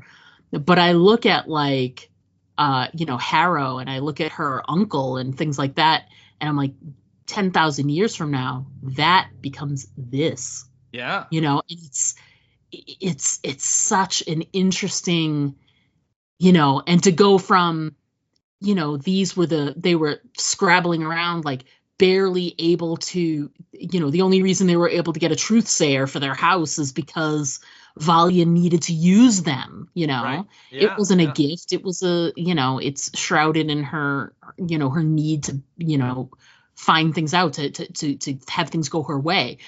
And we talked when we were talking about prophecy about, the switch from there to this. And it's just so stark that we were literally just talking about, these Harkonnens that are scrabbling for any kind of scraps that they can get from the Emperor, from the Landsrad, from the Sisterhood, anything. And right. now you look at the power and the subjects they have there, and it hit me harder this time because of the prophecy stuff. Yet another thing, the amount of people in the stands that were just, rooting for Fade, and like it's such a jump from where they were in the time of the prophecy up to this current time, and it's just incredible to see such a difference. They are clearly one of, if not the most powerful house in the universe. Yeah. Well, just from a financial standpoint, they clearly are. Yeah, You know, absolutely. the spice has made them so much money. And I think that's one of the things that you definitely get a much greater sense for is just how like massive the Harkonnen, you know, house is. And Hmm. in the Lynch movie, you don't really see it. I mean, there's a couple of scenes on Getty Prime in the original movie, but it's like in the like palace, and it's like Right. the Emperor talking, to Dismelchian's characters, and plotting and things like that. You hear when you see that arena. And I Mm, mean, there's got to be, I mean, I'm sure it's CGI, but still, there's got to be like 30, 40, 50,000 bald people all screaming Fayed Ratha's name at once, right? I mean, and then like they show like the parade, right? Where like it's like a mm, military parade where like all the crawlers and the big floating, gunships and stuff. Right? I mean, it's just definitely get a much greater sense of scale of just how powerful the Harkonnens are. yeah. That in the first movie, again, probably because of time, Lynch just couldn't do, just Right. didn't want to do that. So yeah, and the whole fight in the arena, I mean, oh my God, that was amazing when those three guys come out, and they're all like, two of them have been drugged, and Yeah. and you get the sense that that's kind of how all these fights are. Because doesn't Fenring because Fenring and I think the Reverend Mother are like observing the fight. They're there. Yeah, they're there And to observe Fade and yeah, evaluate him. right. And Fenring is like, yeah, these are all for show, that he's not really in any danger. And in this version, they like literally we see the Harkonnens injecting two of the three guys with some kind of drug that clearly affects their balance and their ability to think straight. And Right. and one of them is kind of walking sideways, right, as he's walking out of the onto the arena floor and stuff. But the third guy, they don't inject. Yeah. They let him go out sober. And like you hear the Baron, and he's like, happy birthday, Fayed, and I mean, he's sort of like giving him a challenge, like, hey, this guy could Right. actually kill you, but you know what, this is what you want. And it's an incredible thing. And they fight, and he ends up killing the guy. And when he gives him the death blow, he kind of leans in and touches foreheads with this dying Atreides. The other thing, they're all Atreides guys too, right? They're like the Yeah. last Atreides prisoners or something. And he leans into the guy and he goes, "You fought well, Atreides." Yeah. And sort of gives him his respect, that, Yeah. even though he just killed that guy, which is going to come back later when he and Paul get down to brawling at the end of the movie too. But yeah, that whole sequence is just unbelievable, where I believe the only bit of color in it other than black and white is Lady Fenring has like these opera glasses she's watching through. And Hmm. when we see like through the glasses, there's like a little bit of green or blue that's like like in the center of her vision, that I think is like a bit of tech that we Yeah. see. Other than that, it's only black. And even like Lady Fenring and the Reverend Mother, they only appear because of the color scheme in black and white. It is just a crazy cool scene. Yeah. It's it's great too because it's you could have just done a visually stunning scene, but there's Mhm. also a lot going on. Oh It's yeah. there's a lot of manipulation and there's a lot of background. There's a great line that I love from the Reverend Mother, and I don't think it's while they're on Gidi Prime, but she says it in a different scene, but it applies here as well. Hmm. She says, we are the Bene Gesserit. We don't hope, we plan. Hmm. And it's all, there's something later too where they're like plans within plans, and that has a lot of Valia in there. Oh yeah. Valia was plans within plans. So it just goes to show that that's the way they operate. Yeah. They Yeah. but so they're evaluating Fade for a lot of reasons, Well, they could think he could be the Kwisatz Haderach. they do, and they're evaluating him for that, but it's also could he lead? Could he be the emperor? Right. Because again, it's all about getting a sister on the throne, Right. always. And or having someone else on the throne that they can manipulate. Exactly. So it's one or the other. If they can't have the sister, it's got to be someone. So can he be manipulated? Is he able? And, now that Paul is out, because as far as they know, he's dead. If Paul is out, then what's the next plan? So plan within plans. And so it's just really interesting to see. And, Lady Fenring, who's played wonderfully by Leah Seydoux, and she's just beautiful. She's a beautiful, gorgeous lady. And, she is. The great scene later on when she's talking to Fade, and he bristles because he's like, is she talking to him, or is she like mentally projecting? Oh, because sometimes when we're hearing her voice, her mouth ain't moving. Yeah, and now we know she's trying to imprint with him. Yeah. Oh yeah. And basically part of her evaluation, when she's talking with the Reverend Mother, and also the princess is there as well, when she's giving her evaluation after the fact of whether they can manipulate him. They're talking a lot about, apparently he has some mommy issues. Yeah. But that's good information. That means, if you're going to lean on him, you lean on him this way, or you lean on him that way. And that's why they chose for Lady Fenring to go to begin with, because he would not have responded to the Reverend Mother. He would have just... She felt that she would have been ineffective. And when the princess goes, she says something like, if I would have gone, I would have been ineffective based on what happened with him and his mother. And the princess is like, what happened to him and his mother? And without like blinking, they're like, he killed her. Yeah. No big deal. Right. And like the princess is like horrified, like, oh my God. The thing you have to understand too is I apply a lot of more moments from the prophecy bleeding into this and giving you more perspective. I really looked at the Irulan scenes from the perspective of, she realizes that as a sister, or as a sister in training, she's probably not fully Bene Gesserit yet, or maybe, we don't know. Well, the Reverend Mother says she was the best student she ever had, so that kind of implies that she's no longer a student, but we don't really know.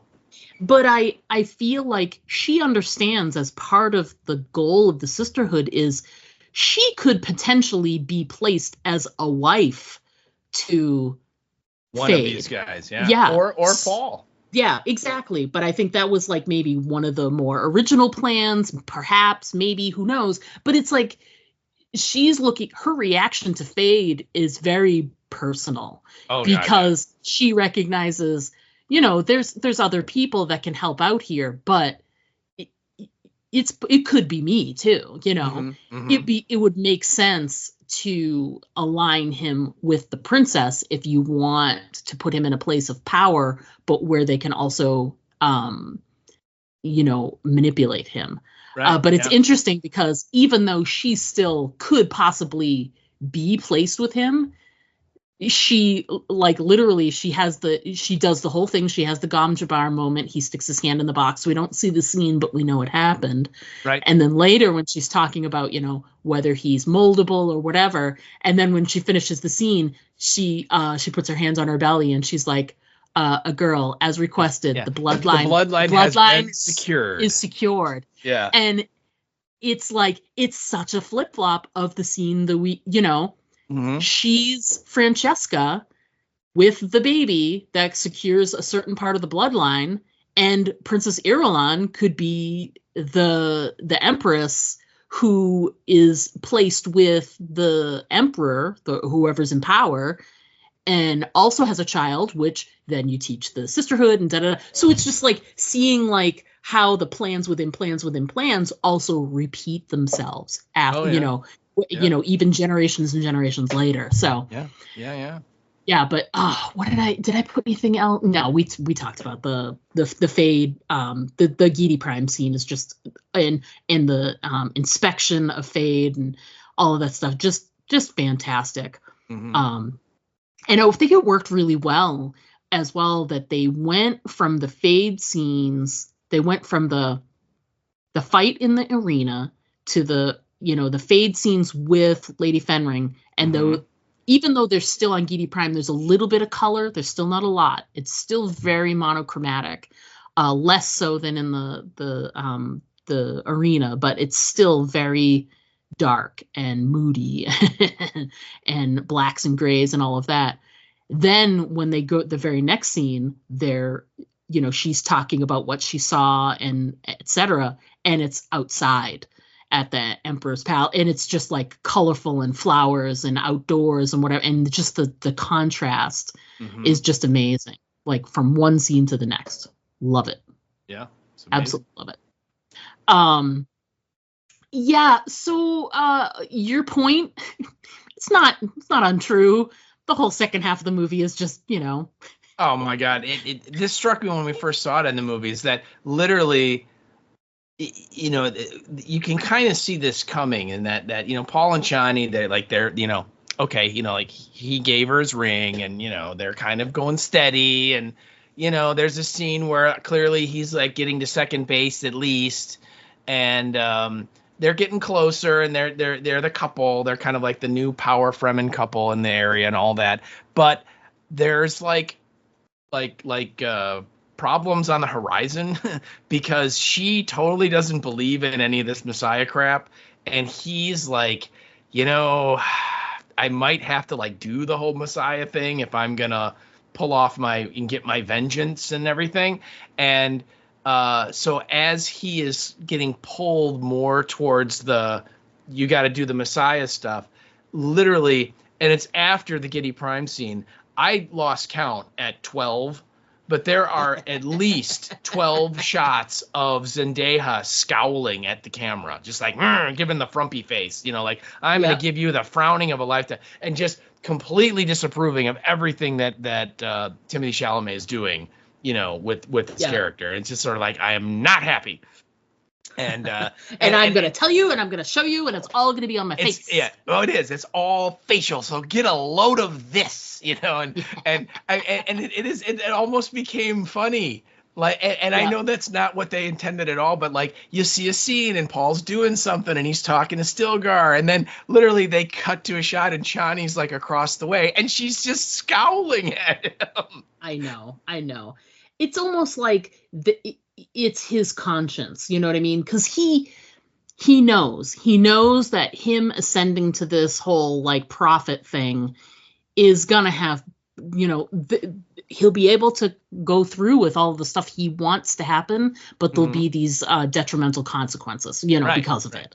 And he knows that. So it's almost like if he were to ever turn and look at her face, he would know, well, shit, maybe I shouldn't be doing this. This is bad, right? Right. This is not going to work out. Yeah. But more often than not, he doesn't turn and look at her. So no. Oh, no. It's just, we see it. So all we're seeing is her make the face, like the, oh, God. This guy.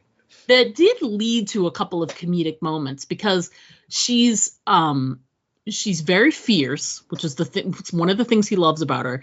She's fierce, she's outspoken, and she's very passionate and loyal. And in those moments when they're in the South and they're in the big room where he's going to come in and talk to everybody, there's two different moments where she's standing and Gurney's like, nope, you need to sit down. Sit down. Yeah. Trust me. I've heard this song before. You need to sit down right now. Yeah. And I think this is just wonderful. Wonderful. Well, and the other thing too is that she, her Fremen name is desert flower means or something, and and we find out that not only is the prophecy a thing, but she's part of the prophecy. Yeah. And in helping the chosen one. And when he goes to the South and then he drinks the water of life, which, as we were told earlier, that boys shouldn't do that because you die. But he has to do it anyway to prove he's the one. And then it kind of looks like he died. And basically they need, it's like her name means like desert tears or something, and she has to like desert cry. water, desert tears or something. Yeah, and she has to cry a little, and then she takes like her tear and puts it into the water of life, and then will then put that in, like, put it on his lips or something, and that combination of her crying and the water of life will save him or something, right? And she's like, basically like, F all of you. I'm not doing this. I don't believe in it. It's all crap. And it's so great because Jessica's like, do it! And then she does it. Yeah. Like she has to have the voice used on her to get her to do it. But yeah, I mean, you can see the split between the two of them. And another thing too, that happened, and this happens way earlier, when Jessica sees that, he's like starting to eye Chani and giving her the like, how you doing look. And Jessica's like, you got to keep that hand of yours free because there are other hands that, strategically you might want to, hook up with. Basically telling him, don't get too attached to this girl because most likely you're going to have to marry the princess, which was part of his plan in the first movie. Yeah. And this is a part of the story that I wish Denny would have included and he didn't, is that in the book, Jamis had a wife and kids. Mm-hmm. And when Paul kills Jamis, he they become his property. Yes. And his responsibility. And so like he shows up, and Jamis's wife is, like a middle-aged woman, right? Jamis was not like a kid. He was like a guy in his 30s, and and so this wife is like, she's like, I belong to you now, I guess, and he like has to go out of his way to explain to Chani that like, look, I'm not going to touch her. I'm not going to look at her. I'm just going to do what I have to do from my obligations to take care of her, but that's it. Don't ever think there's anything romantic between us ever, And Chani in the book is like, okay, you know what I mean? She's like, understands that he has to do it, and I think that if they would have included that in the movie here, it might have helped, Paul kind of tried to explain to Chani of like, look, you know what, things are going to happen and I might have to be attached to other women, but baby, I love you, that you're whole my thing. number one. That's right. I sleep with them, but I make love to you, or whatever. Yeah, exactly. but again, Denny just, he omitted that whole section. So Jamis's children and Jamis's wife are just gone in this, and we just, nope, it doesn't matter. But but yeah, I mean, she is like just not having any of him, and the way he is, going totally to the fundamentalist side, to Stilgar's side of things. And he doesn't really believe it either. He's doing it because it's what he has to do to achieve what he wants to achieve. Right. Yeah. But yeah, I challenge anyone to watch the second half of this movie and give me an accurate count of how many shots of the very, very pretty Zendaya scowling directly into the camera, because there are a lot. There are many. Really, the last section of the movie, once Paul is sort of risen up as the prophet, which that's its own sequence. The final moment, the final battle is really, I feel like, the set piece of the whole movie. Is it all leads up to, I will kill him. Oh yeah, but so great. But in this version, and this battle is so so much better on so many levels, because the escalation of how it gets there too. You get, we know he's going to battle Fade. We know it's going to happen, but the way it sort of comes about, they're trying to keep the Emperor and all the people from the throne room safe, and they've got this like triangle around them, and the Sardaukar, they march forward with their swords raised, and there's all this dust and debris, and so you can't see them, and then there's like, you hear like some fighting, and and then you just see the silhouette of Paul as he comes in. And I love the way they did this, that he doesn't give a shit about the Emperor just yet. No. He has got to go over to the Baron and totally kill him. And he acknowledges his ancestry. Yeah. And still does it. Hello, grandfather. Oh, and he makes the connection, and he's like, yep, but you're still getting a knife to the neck. Knife to the throat. Yeah, sorry. Yeah. Sorry. Yeah. And then after that, then these people are all taken prisoner. Yeah. And they're brought away, you know. Well, it's so great because he turns to like one of his lieutenants and he says in Fremen, he says, take all of these people and, put them under guard. And then he goes, kill all the Sardaukar. Yeah. So none of the Sardaukar survive. They all get massacred and everything. Yeah, but I mean, also, leading up to that scene, they fire several of the family atomic missiles at the shield wall and blow that up, right? And the shield wall is this massive like cliff face that protects the capital city, Arakian, from the desert, and it keeps the worms out and all this stuff. And they nuke it and blow it up. And then you see this great sequence where like the Fremen are riding in on all these worms and they're just destroying all of this Harkonnen equipment. And it's an incredible sequence. And when they're finished, all that's left is like the Emperor's like I don't know. It's like the Emperor like brings like his own like ready to set up palace with him, right? And he like lands and they like inflate it and he's in there living because he's the Emperor. Why wouldn't he have his own palace wherever he went? And so then they come in there and take them all prisoner. He kills Baron Harkonnen, and then we move on to don't the Landers Edge, the fleet shows up and they're, the Emperor's like, they want to kill you because they're here to protect me. And Paul's like, are you sure that they're there for that? Sure they're here for you. I'm not sure, And he's like, maybe after they hear what I have to tell them, they might not be. And, that whole thing. And he accuses the Emperor of helping the Harkonnens wipe out the Atreides and killing his family. And then that gets he's going to like fight the Emperor, or he's like, either you fight or you name your champion, one or the other. Right. And we'll settle this. And that's when, the last Harkonnen in the room, Fayed Rotha's like, ooh, I'll fight, and I got you, Emperor. Don't you worry. and so he gets a knife. And then now we're set up for this sort of, like I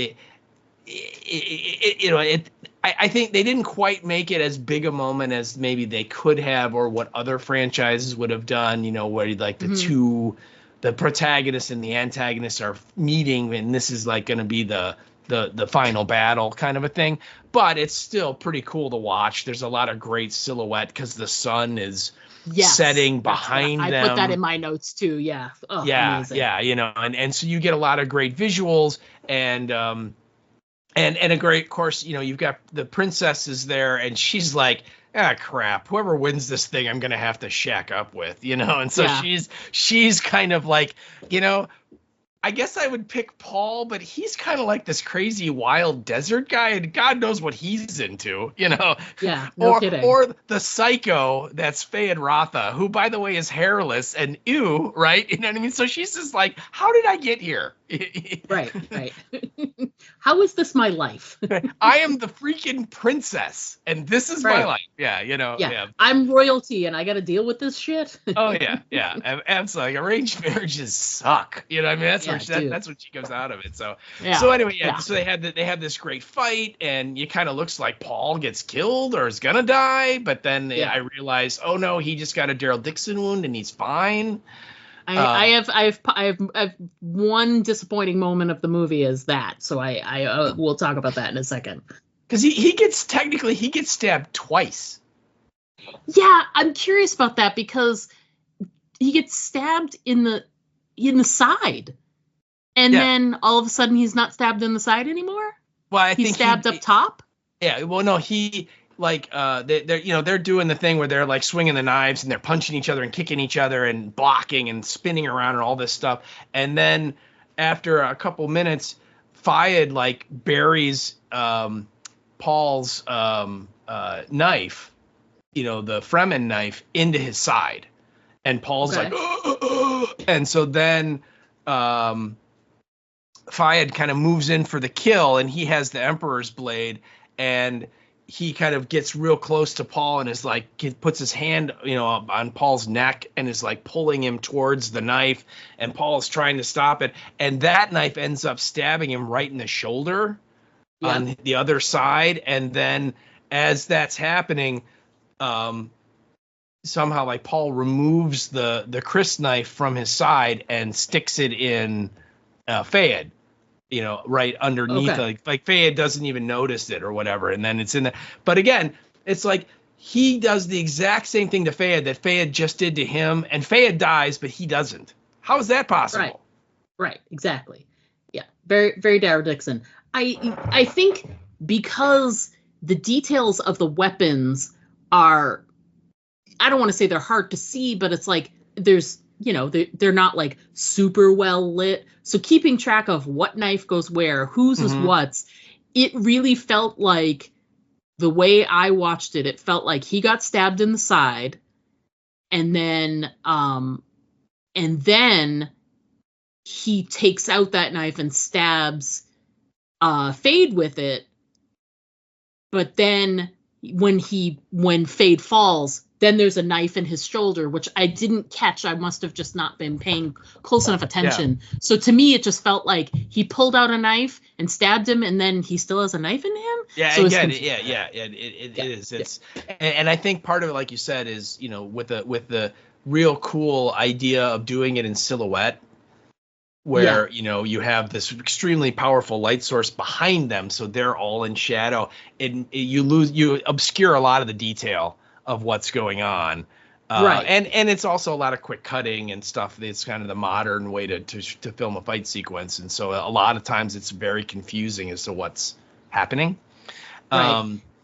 But you made a great point of when they start the fight, the way Paul talks to Fayed. Yeah.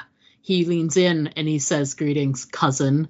Yeah. And Fayed is like, he is such a psychopath, Fayed is, that, like, even if the Emperor hadn't said, "I'll have, Fayed be my champion," or whatever the moment, like, Fayed just wanted to fight and beat the shit out of him anyway.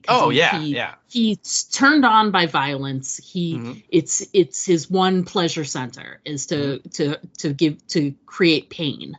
And so in that moment, that's an emotional, like, pain point. And you don't see, of course, not unexpected. There's not a lot of reaction from Fayed. It's almost like he smiles a little more, like, oh, okay, so there's going to be some more levels to this, but I don't really care about that. I'm just going to kill you. Yeah, and I think he says like, oh, I've killed Harkonnens before or something. You're right. I've killed family before. It's not that big of a deal. Yeah, he dismisses it like, you think that's going to like rattle me? Yeah. Nut job. No. Yeah. Oh yeah. And then again, when Paul delivers the death blow, and Fayed, like, a little bit of blood's trickling out of his mouth, he kind of leans into, and they kind of touch foreheads, and he goes, "You fought well, Atreides," and then he dies. So we kind of go and bookend with the battle in the arena. Yeah. The difference being, obviously Fayed won that one, and here he lost. But yeah, will anything ever be as epic as, Sting in the loincloth fighting Kyle MacLachlan? No, I don't think so. I mean, that's pretty much the height you can go. I think that's the high score. But this is pretty good, I have to say, overall. I mean, I was disappointed that Austin Butler didn't get to say, "I will kill him." I know. It felt like that was like a layer that was missing that I'll never get back. I definitely felt a little cheated.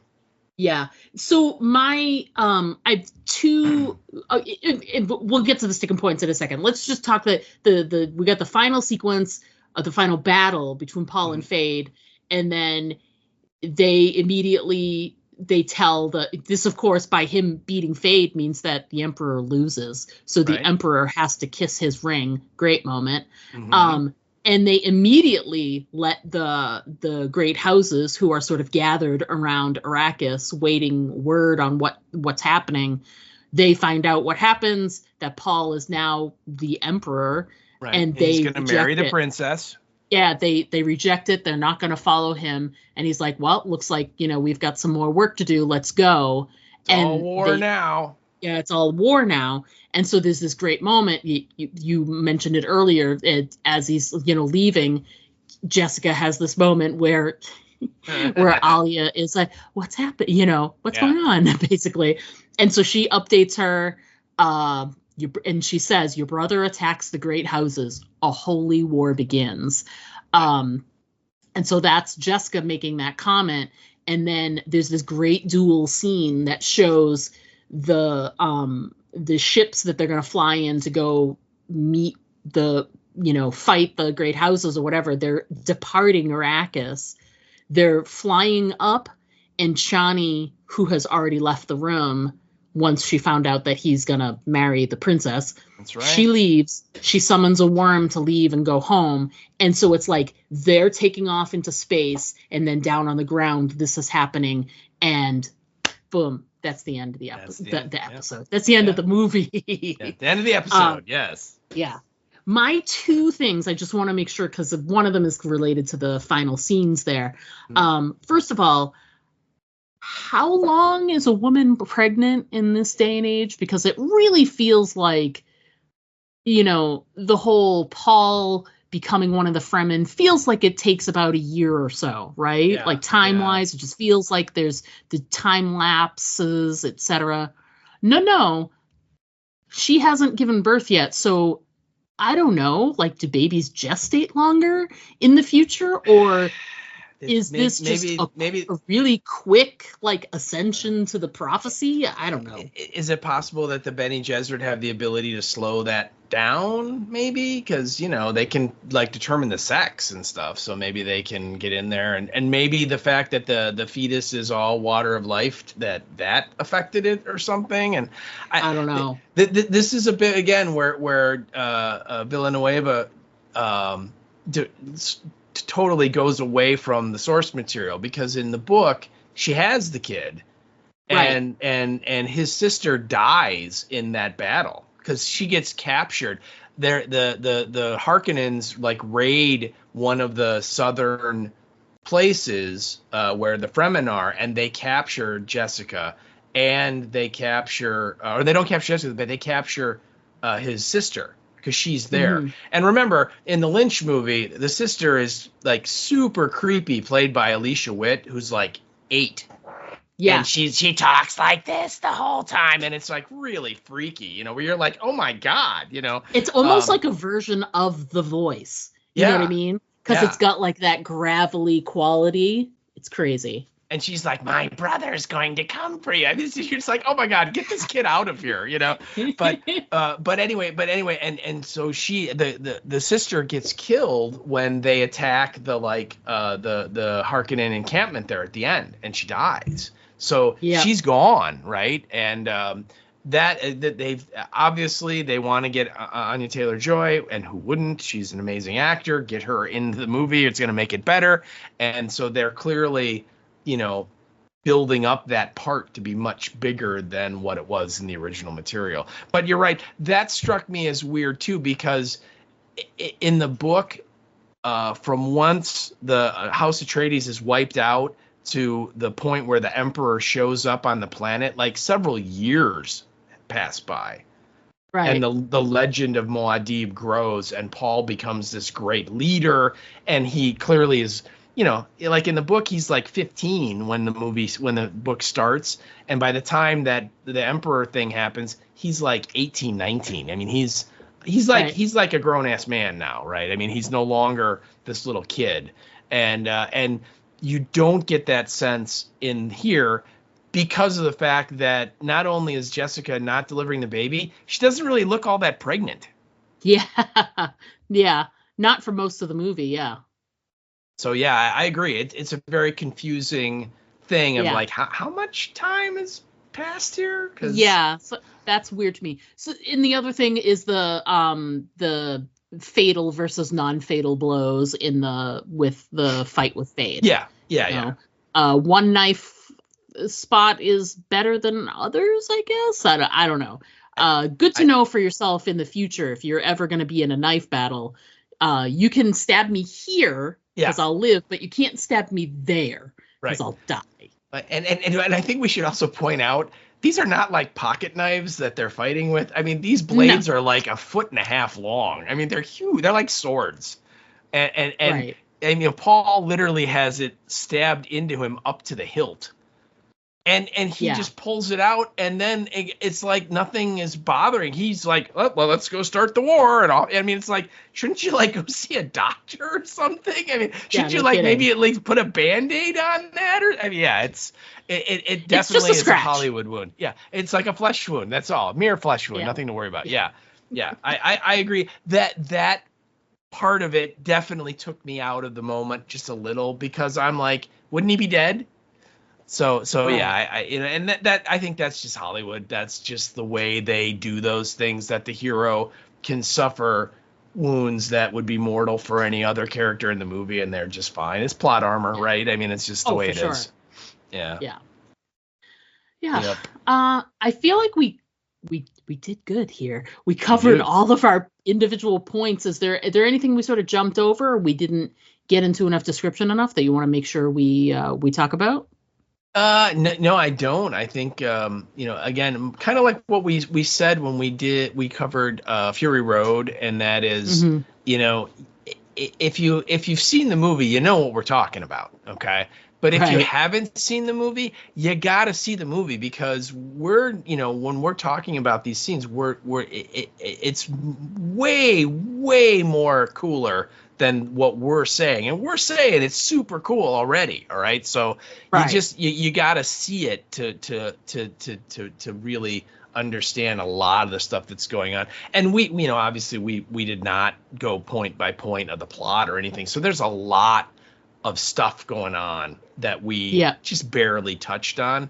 Oh God, but I mean, oh my God, it's what, 2 hours and like 49 minutes. It's almost 3 hours long, this movie. Yeah, the movie itself, yeah. But when you watch it, it doesn't feel like a 3 hour movie. It moves very quickly. So. Oh yeah, it's wonderful. It's just such a great. It's such a rich. That's the other thing I would call it. Such a rich movie. Visually, the story, the characters. Just the actors that they brought to this project, it makes me really excited for any sort of future endeavors that they will be doing. So yeah.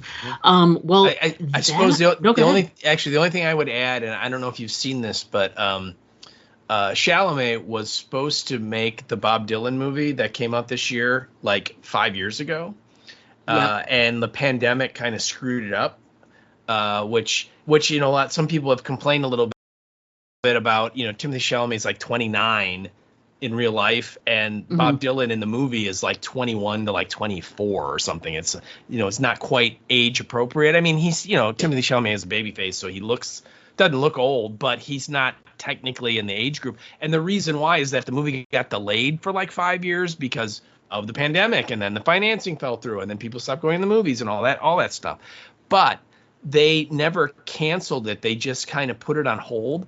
And one of the things that the director wanted was that all of the actors had to sing and play their own instruments. So if you see the Dylan movie, every time you see, Ed Norton playing a guitar and singing, or a harmonica and singing, or Chalamet, doing that, not only are they actually doing it, they're actually doing it. When they shot it, it's not like they went into a studio and recorded it and then dubbed it. It's like, no, they're actually singing when you see them singing, and so on. So as a result of that, Chalamet knew he was going to be doing this Dylan movie while he's filming Dune Part 2, And so there are videos of him on the set in his full Fremen outfit, attire, playing Bob Dylan songs on a guitar. That's pretty trippy. and he's practicing. Obviously, he's like rehearsing. He's like, I got to know this stuff. But yeah, it's super trippy to see him, like, first of all, sounding like Bob Dylan and then singing, the Dylan songs. I mean, it's really, and yet he looks like Paul Atreides. So very weird and kind of cool. So anyway, that was a little personal story. I heard that. I'm like, I looked it up. I'm like, oh my God, it's true. So yeah, it's pretty great. So yeah. That's an amazing visual. I love it. Well, it looks like we did it, folks. We talked about a movie, and we took less time than it actually was for the actual movie. Now, we still have some other things to talk about when we come back after the break, so we're not out of it just yet. But the actual talking about the movie was less than the actual runtime of the movie. So, we're getting better, folks. We're learning. We're learning. Moadib. Yeah, Moadib. So because of that, we're going to go ahead and take a quick break. We come back, we're going to talk, we got a bunch of listener feedback. We've got a special segment recapping some of our favorite things from 2024 that we're going to discuss. We'll also talk about what's coming up on the podcast.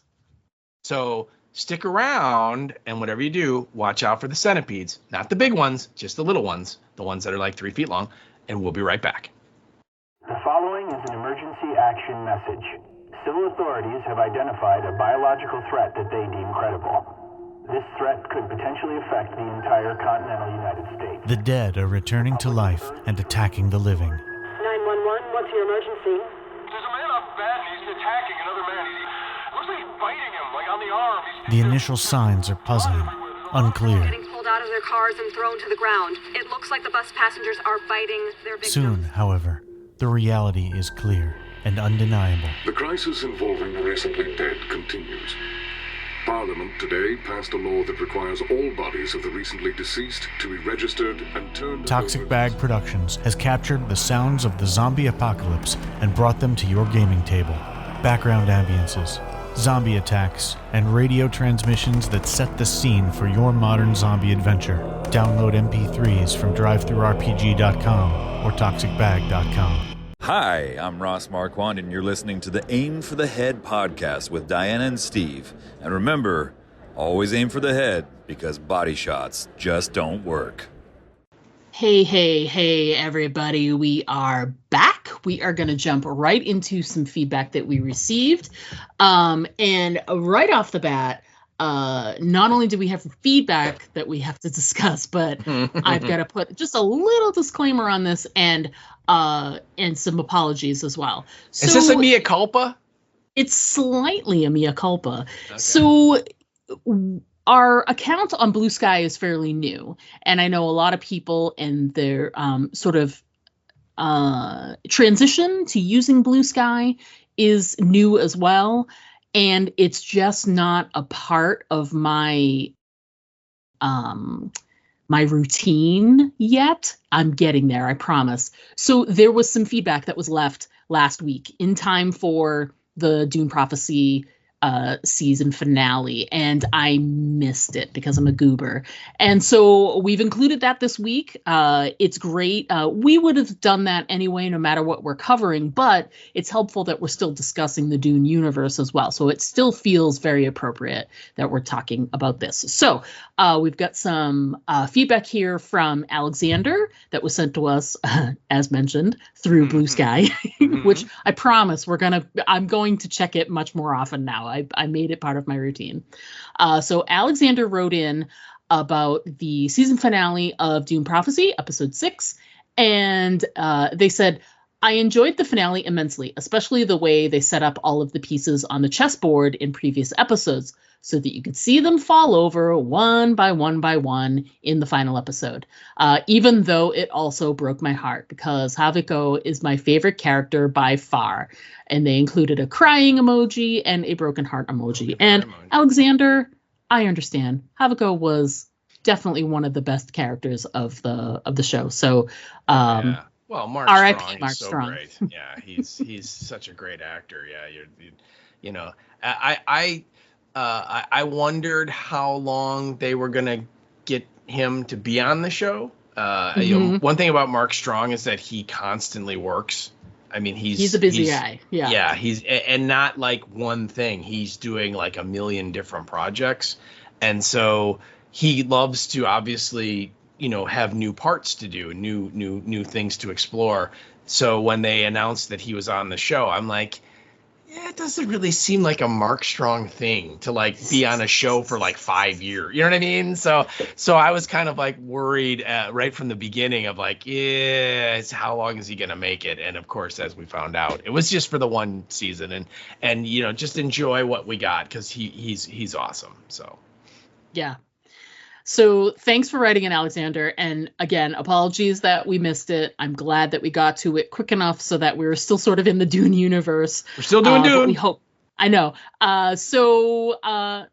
Sorry about that, but we hope to hear more from you in the future. So feel free to keep writing in. Yeah, I promise. Right. Feedback that's left at Blue Sky will be noticed quicker from here on out. Look, Diana, just look at it this way. You're only late by like 10,149 years.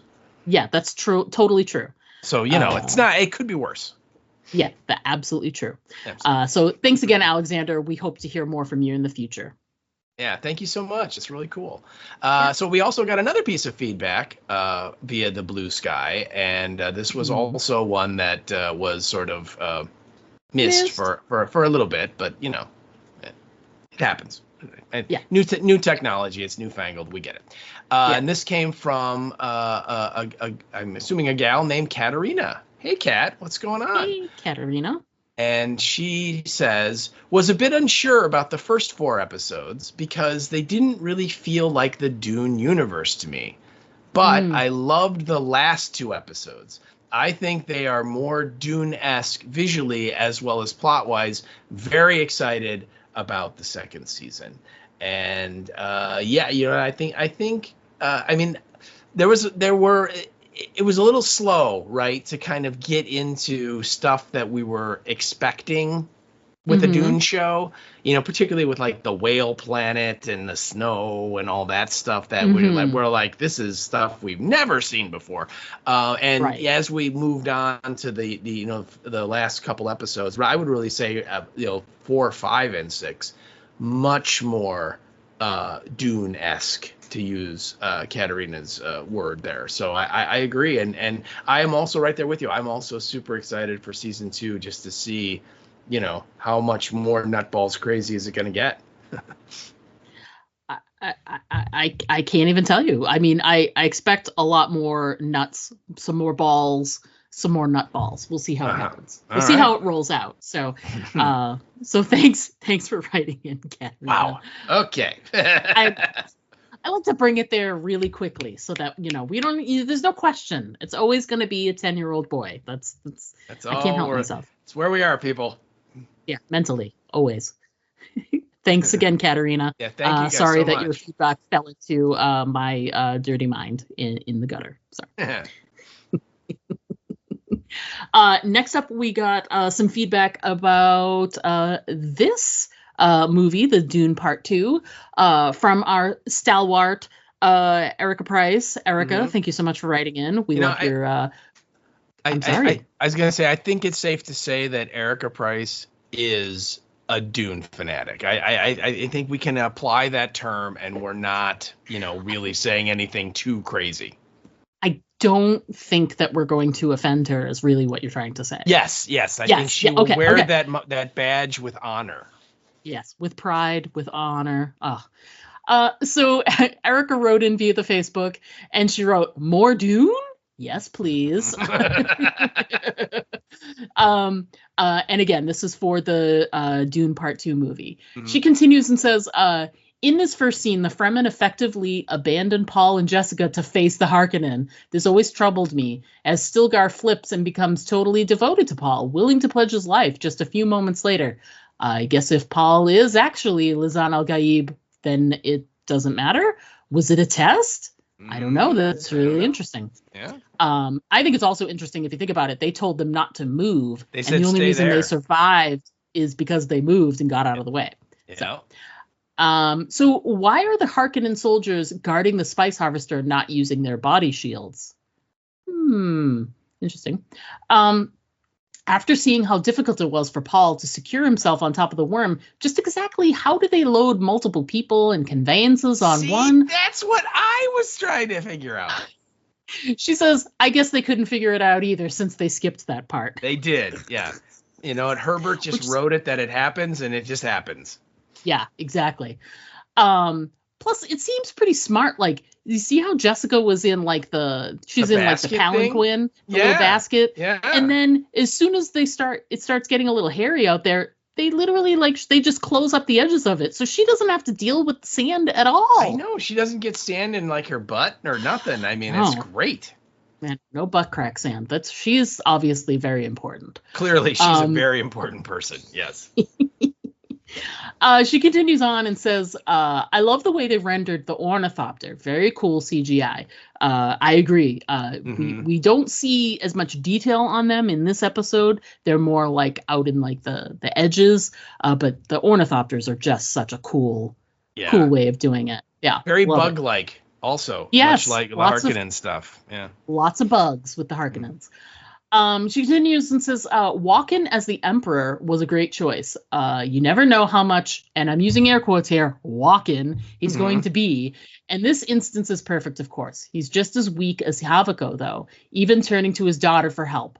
The way Gidi Prime is represented on the screen is brilliant. Black fireworks in a white sky, and she uses like the, chef's kiss. Yes. Yes.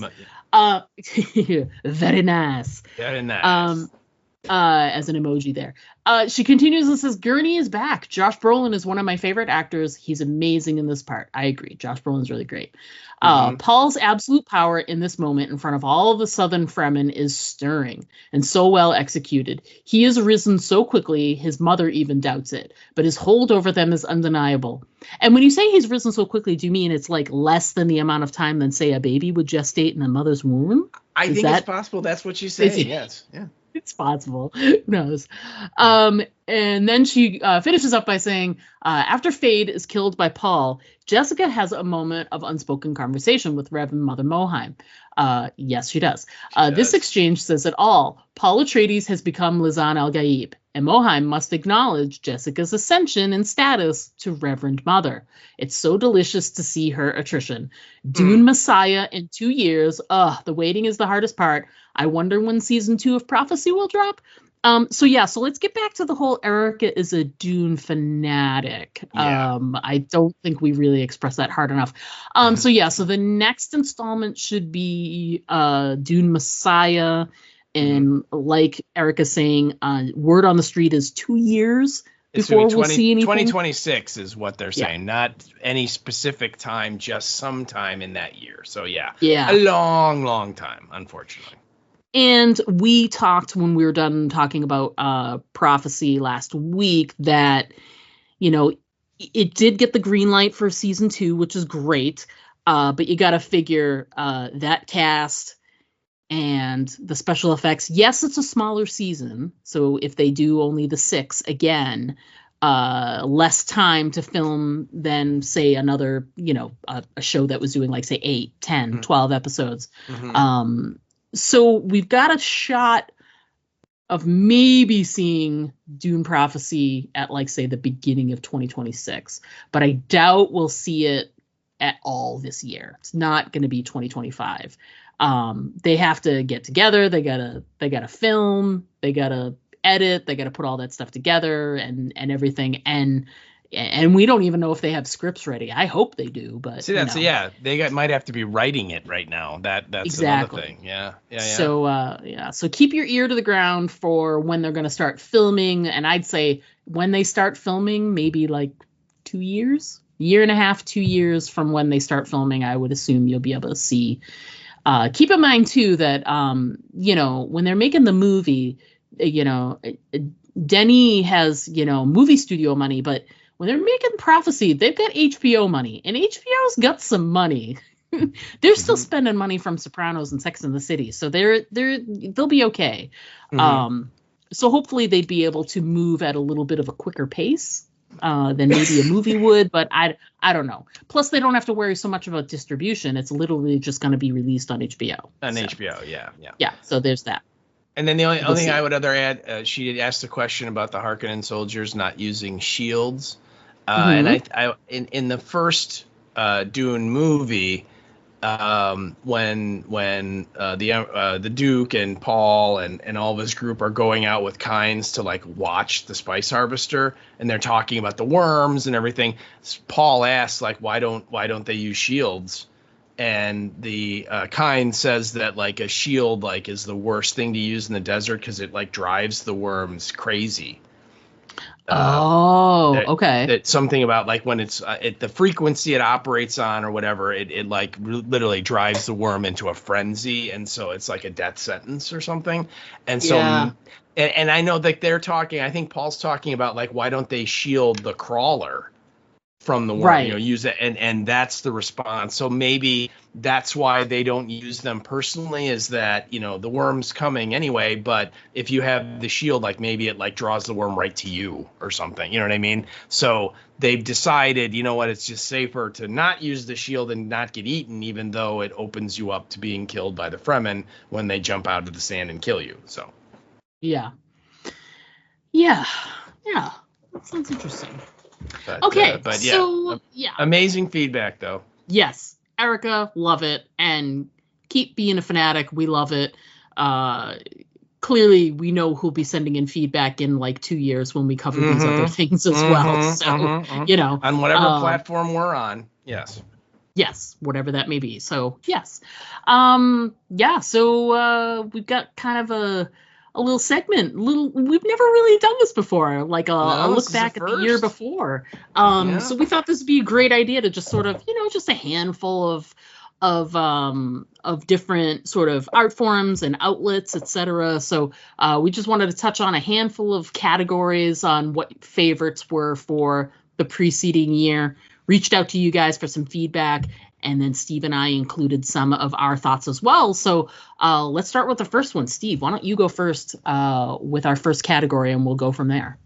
All right. Well, our first category is Best Feature Film of 2024. So, and we'll start with our listeners. We got some interesting feedback here.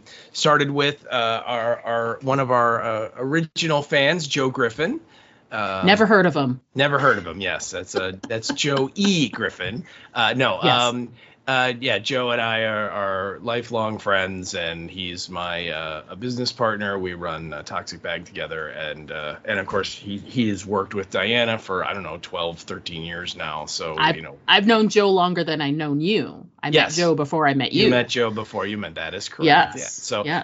So long time. He goes way back. Longtime friend and occasional listener. He also is the voice of the opening credits of our podcast. The lock your doors and bar your windows, the dead are that's him. So that's Joe. he sent in, and he just kind of listed a bunch of movies, and for him the number one movie of 2024 was Robert Eggers' Nosferatu, which just came out. I mean, it just kind of beat the buzzer there because it came out in December of this year, so just a couple weeks ago. And then he says, followed rather distantly and in descending order by Late Night with the Devil, with our pal Dave Dismaushkin, Furiosa, Lisa Frankenstein, Long Legs, and The Fall Guy. So nice. kind of an eclectic list there. I like it. A bunch of horror, but also some other interesting things as well with Lisa Frankenstein and The Fall Guy. So, Joe, thank you so much for taking the time to tell us your thoughts. And I agree with you. Nosferatu was pretty freaking great. And I like all those other ones on your list. So, good job.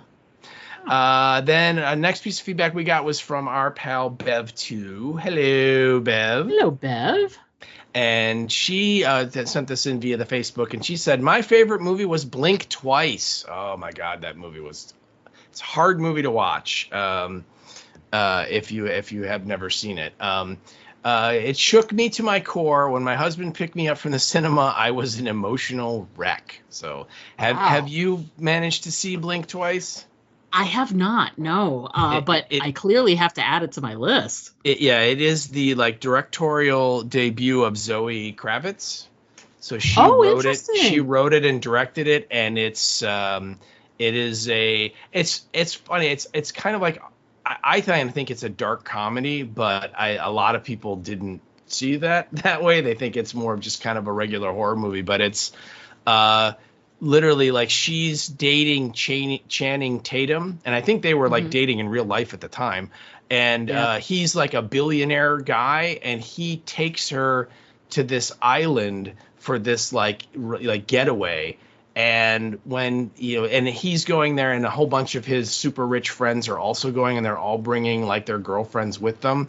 And when they get there, the girlfriends kind of discover that it's not exactly a romantic weekend that the boys have in mind. And violence and hilarity ensues. And it's a really well-made, well-written movie. So yeah, I don't know what streaming service it's on right now, but it is available on some. Maybe it's like a rent to watch kind of a thing, but you can see it in your house. You don't have to go out anywhere. So, but yeah. That's awesome. So thank you, Bev, so much for writing in. That's really cool. Our next piece of feedback comes from another old friend of ours, Michael Brownlee. What's up, Michael Brownlee? How you doing? Up, Brownlee? And he wrote this in via the Facebook, and he says, I haven't seen a ton, but I loved Wild Robot, Ghostlight, and Will and Harper. And then he goes, Fall Guy was a fun, and he's using air quotes, popcorn flick, and Harold and the Purple Crayon was absolute garbage. So I like that he gives us a list of things he really liked, and then one that was just terrible and don't waste your time. Here's one to totally skip. Yes. Yeah, that's awesome. And I think it goes without saying that Brownlee is a dad of two young kids, and so that the first movie that's in his list is an animated feature, film, children's movie. That tracks. That feels about right. That totally tracks. And I have to say, Wild Robot is really good. So you again, a good choice. So I thought it was a lot of fun. So yeah. Awesome. And so now we get into the hosts and our choices. The host is with the mostest. And Diana, for 2024, her favorite movie, drum roll please. Oh, please. Is Dune Part 2. Yay! Which, not surprising. It's an Amazeballs movies. I thought for sure it was either going to be Dune Part 2 or Furiosa. I thought those were the two you would be struggling trying to pick. Yeah. It just Dune 2 by a nose.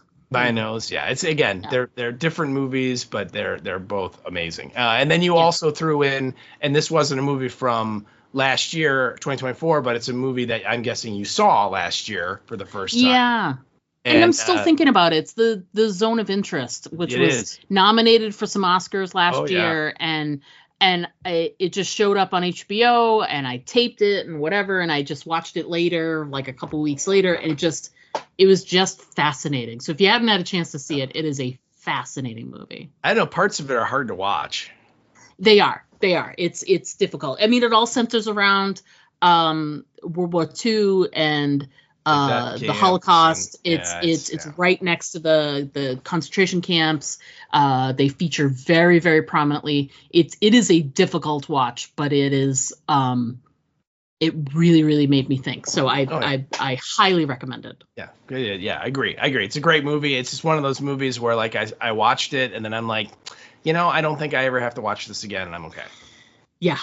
It's tough, but it still had a lot of beauty. It was Anyway. Well, that's cool. So how about you? What are your choices for movies? So for me, I came up with a tie. I could not actually pick one over the other. And first off, Dune Part 2, by far.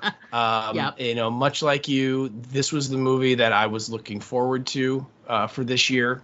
All of 2023. We were just like, oh my God, we're like 5 months away from Dune. Oh my God, it's 4 months. Oh my God, that's all. So the hype, the build up, the first one was so great, and then it didn't disappoint. So Dune Part 2, and then just kind of sneaking in again, just under the wire, is I saw actually on New Year's Eve. I saw Nosferatu by Robert Eggers. Robert Eggers directed The Witch and a bunch of other very, very atmospheric atmospheric movies. He has a very specific style, and Nosferatu is an amazing film. It's really good. And I was worried because Johnny Depp's kid's in it, and she was great. She looks kind of like Johnny Depp, but that's it. Other than that, she's great.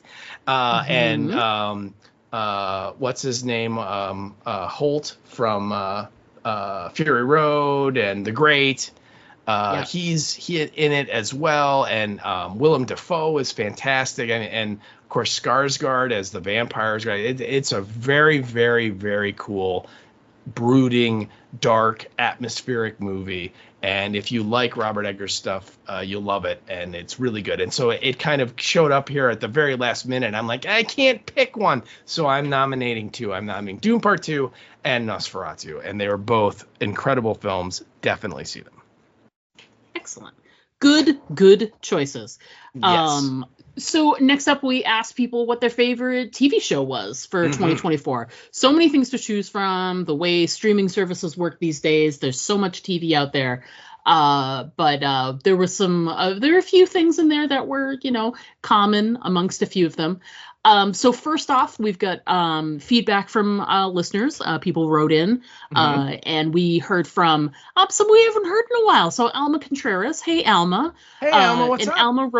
Alma wrote in via the Facebook and said, my two faves from last year were Shogun and Rings of Power. And I did not watch either one of those. It's funny. I would have thought for sure it would have been Dead City and Daryl Dixon, The Book of Carol. But whatever. What do I know? I have heard so many people say so many good things about Shogun. It's got to make it to the top of the list. I've got to get there. It's really good. You'd like it. It looks so good. Did you watch the Richard Chamberlain one from the 80s? No, not at all. Okay. Not really. And if you did, I'm sure it's you don't remember it because it was you were a wee child and whatnot. It's not that. I mean, basically it's that, but it's not that. A lot of the romantic things and stuff that were in that version are not in this one, and it's really good. So I highly recommend you watch it. Absolutely. Good. I would like to. It looks really great. A couple of the actors have featured prominently in a couple of things recently, and I really, really, really have. Especially after I don't have a lot of interest in that sort of genre, so it wasn't something that was like at the top of my list, but so many people have said that it's so great that I can't ignore, and it does look visually amazing. So I'm very interested.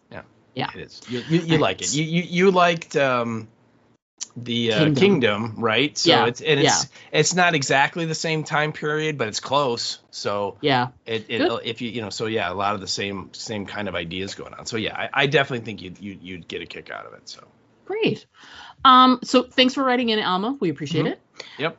Next up, this dude I've never heard of before, Joe Griffin. Griffin again? Oh my! Again? Twice in one podcast. I don't know, Joe. It's a little much. I mean, could you ease off the gas pedal a little? I know, really. Every time we turn around, you're leaving feedback. It's just nothing but Joe. So Joe wrote in and said his favorite show of 2024 was Star Trek Lower Decks. And then he proceeded and said, followed in no particular order by Three Body Problem, Batman Caped Crusader, The Penguin, The Diplomat Season 2 only, Season 1 was 2023, and Mr. and Mrs. Smith and The Veil. The Veil, wow. And I've heard lots of people talking about Three Body Problem, and I feel like that's one that I'm going to need to watch as well. Yep, it's on Netflix. Watch it. And then for our picks, Steve, your picks were Shogun and Three Body Problem. That is correct. Yep. Amazing television. And I think Shogun was 8 episodes, maybe 9, 8, 7. It was it's not a huge investment. And Three Body Problem, I want to say there was only like 5 episodes for that. So it's not. And that's on Netflix, so really easy stream. Oh yeah. And just a, really interesting concept of what Three Body Problem's about. I can't even begin to tell you, and I wouldn't want to. I don't want to ruin it for you. Just, check it out and see what you think. And particularly after you see it, we have to talk, because there's one episode where something happens, and I'm dying to hear what your take is on it. So, all right, done. It'll be the next one up. I've been wavering because I know it has like a zombie, and I'm using air quotes, like a zombie element, like an apocalypse, end of the world kind of element or whatever. Yeah. And so it's been on a list of things to get to, and I wavered between that and something else that I just watched. So it'll be next up. So okay, cool. Oh yeah. So those were Steve's choices, and then for me, I just cannot get True Detective Night Country out of my head. Just the visuals, the amazing work by Jodie Foster and Callie Reese were just amazing. I loved so much of it. I thought it was great, and I like how they ended it. I don't want to give anything away, but they sort of they stayed true to some of the ancestry, you could say, of the True Detective series, but also made it their own in their own way. So I thought it was great. Fantastic. Kudos. Yep. And what's great is like True Detective was like right at the beginning of the year. I think it was in January. February, yeah. And then my other favorite of the year, it released not too long ago, and I literally just binged it over Christmas. Okay. And that's the series on Prime called Cross. Mm-hmm. And it's based on the Alex Cross, who's from the James Patterson books. And there was obviously the famous movies with Morgan Freeman are the things you're most associate with that. And let me tell you, it's sort of like a more modern telling, but it's the same character. This was amazing. Yeah. I really want you to watch it so that I can talk to somebody about it. Okay. It's really, really well done. Aldous Hodge plays our Hodge. I don't know how to say his last name. He plays Alex Cross. It's a really, really, really fantastic cast. And I really, really loved it. There wasn't much that I didn't like about it. It's modern. It's got modern problems, modern things, and the music is incredible. It's really, really, really well done. I loved every minute of it. Really did. So cool. I highly recommend. Go and watch it, people. I will. And obviously my little inclusion there, just a little lighthearted. I love Great British Baking Show. And I love that there was a new series of it that led right all the way up until Election Day. It was just a nice little calming. If you've never watched it before, and I know it's got such a huge viewership. Following. Yeah. Massive following. But if it's something you've never watched before, I feel like it's the cooking show for people that maybe they're not really huge into cooking shows. Because to me, everybody is so nice to each other. It's just lovely. And you just find yourself rooting for these people. They are not professional chefs. They are all amateurs. And it's just lovely. And the people that are the hosts and the judges are just lovely people, and they're experts. And they're so nice. I reiterate, they're nice. And it's just a wonderful, wonderful series. And then they also have some spin-offs that are fun too. They always do like a Christmas special and a New Year's special. They do like a celebrity one and whatever. The main series is really the best though. So, Netflix has a ton of them. They don't have all of them because the first couple of seasons were BBC. And they don't have the rights to them just yet. But start at the beginning. It's just so much fun. It's really, really, really a great show if you've never watched it before. Can't recommend it enough. So there you go. That's nice. Yeah. So all right. So that does it for TV shows. Moving on. Okay. Best music. Music? What are you talking about? So Diana said for best music, and this I'm just going to read this, as my favorite thing this year has been Glass Animals' I Love You So Forking Much. They're great. Yeah. I saw them live, and it's just wonderful. They're such a great band. Yeah, the only thing I can say is that I cannot acknowledge or associate with any sort of Canadian rock group that is a Glass Animal that is not Glass Tiger. So I'm sorry, it's just Glass Animals does not exist for me. They're not Canadian, so you're fine. They're from England. It doesn't matter. Okay. Glass Tiger is the only Glass Animal band possible. So okay, all right, we'll call them something else, but listen to the album. It's great. Okay. Yeah. All right. So for myself, I chose, there's a Chicago artist that goes by the name of Sincere Engineer. Okay. And she is adorable. And she had a song that got some airplay this year off, I think this is like her second or third album. So she's been around putting out music for a while now. And the song is called California King. And it's just a very kind of poppy tune that is about someone that is so desperate to, cohabitate with someone, whether it's platonic or romantic, that all they want to do is move in with someone, and they can go buy a California King, and they can. It's a really. I mean, you listen to the song, and it's kind of depressing, but the song itself is very fun and poppy, and it's one of those things. It's like an earworm, right? It got in my head, and I just can remember whenever I start singing it because it's just in there. So that would be from 2024. Would be Sincere Engineers, California King. Check her out if you've never listened to her before. Nice. So next category we discussed was the best podcast out there. Mm-hmm. And it doesn't necessarily have to be something that premiered, but like your favorite podcast that you listen to probably all year round or whatever. Mm-hmm. So for you, Steve, you did Let's Be Clear with Shannon Doherty, and I know you love that podcast so much. I did. It was really cool. And it was one of the laments of last year.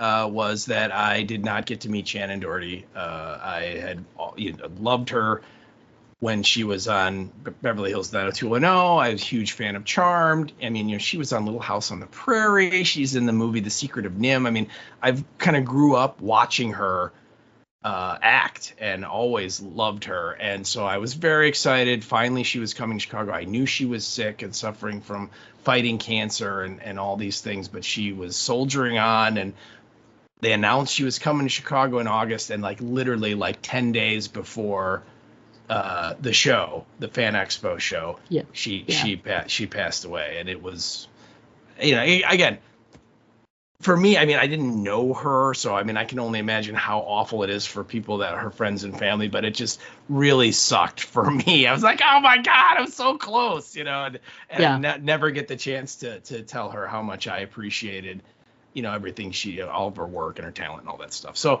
anyway, she started a podcast where she basically talked about a lot of subjects, including her illness, including fighting cancer. And she had her doctors on, and they talked about treatments, and very frank. And again, like the title says, let's be clear. She's just basically no sugarcoating.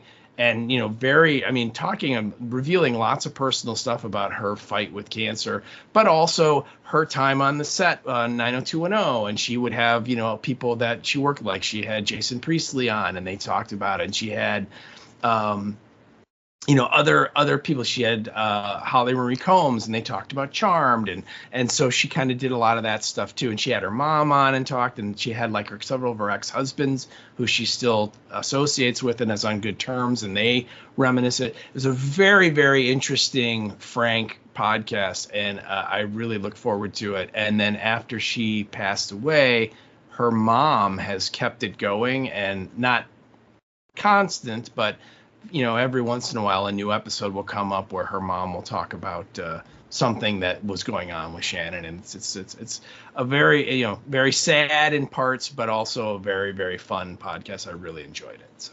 Oh.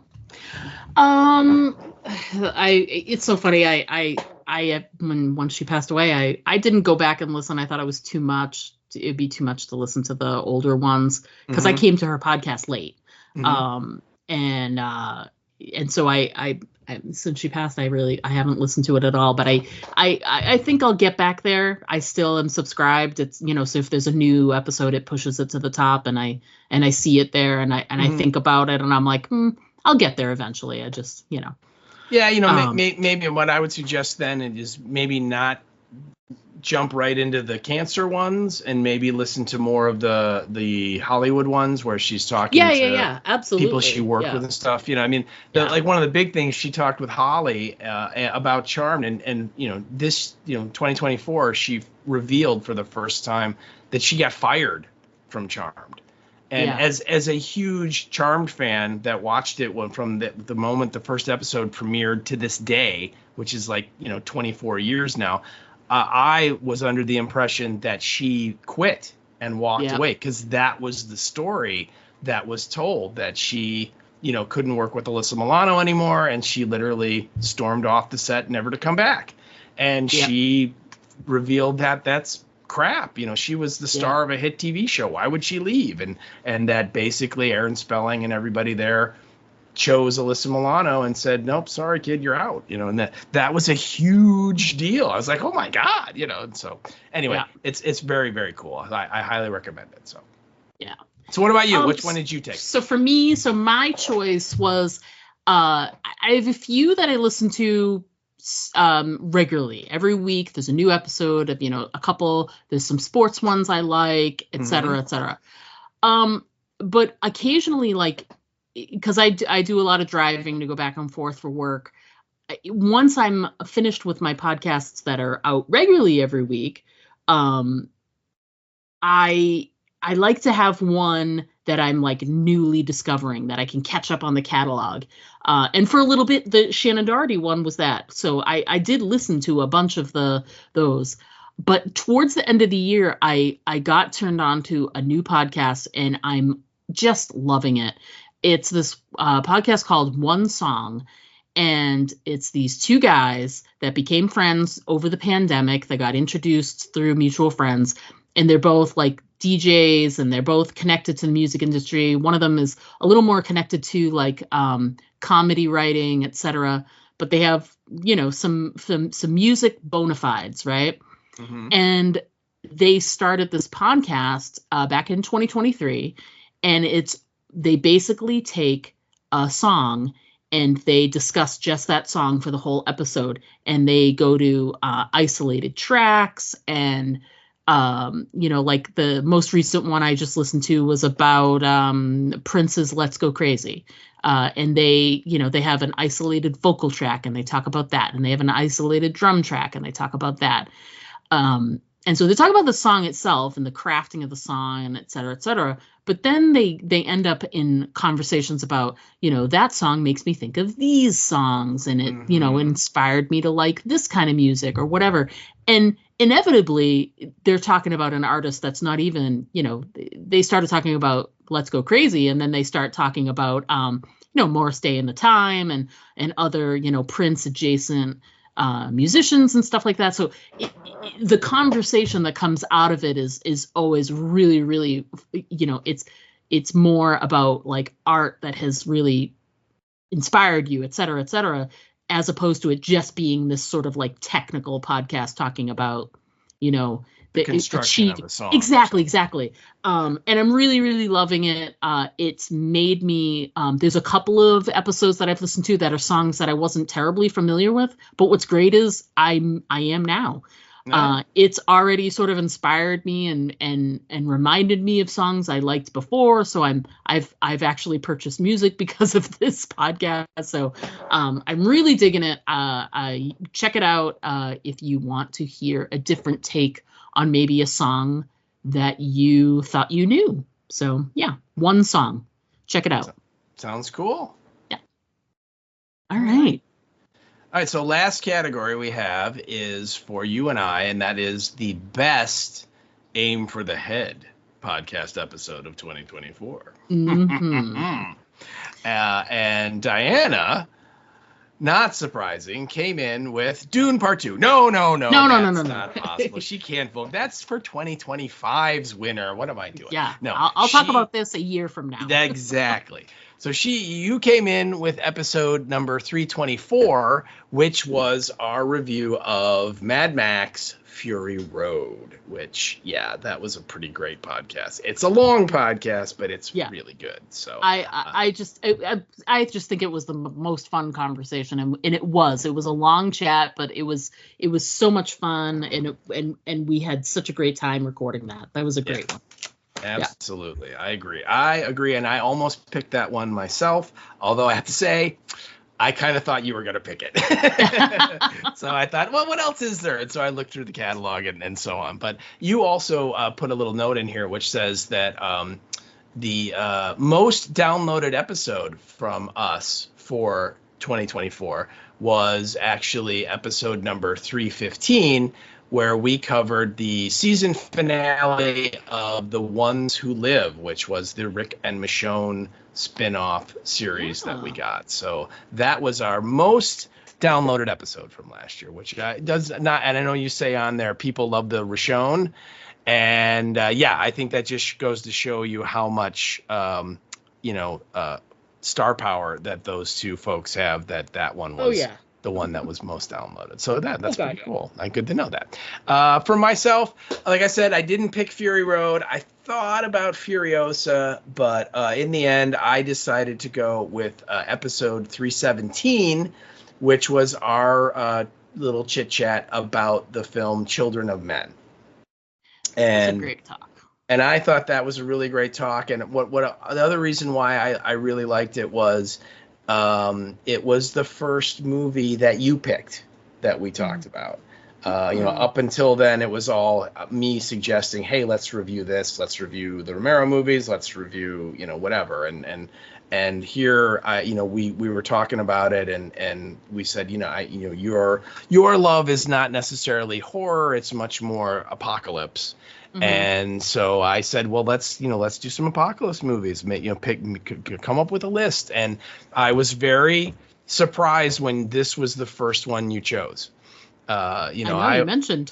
I was expecting, Mad Max or Blade Runner or, any of the movies from, in earlier, like in the, 60s, 70s, 80s, rather than something that came out, rather recently, if you think about it. So, but again, an awesome choice. And I thought we had some really great discussions about that movie and what it was trying to say. And so, that was my favorite for the year. So. Nice. Good job.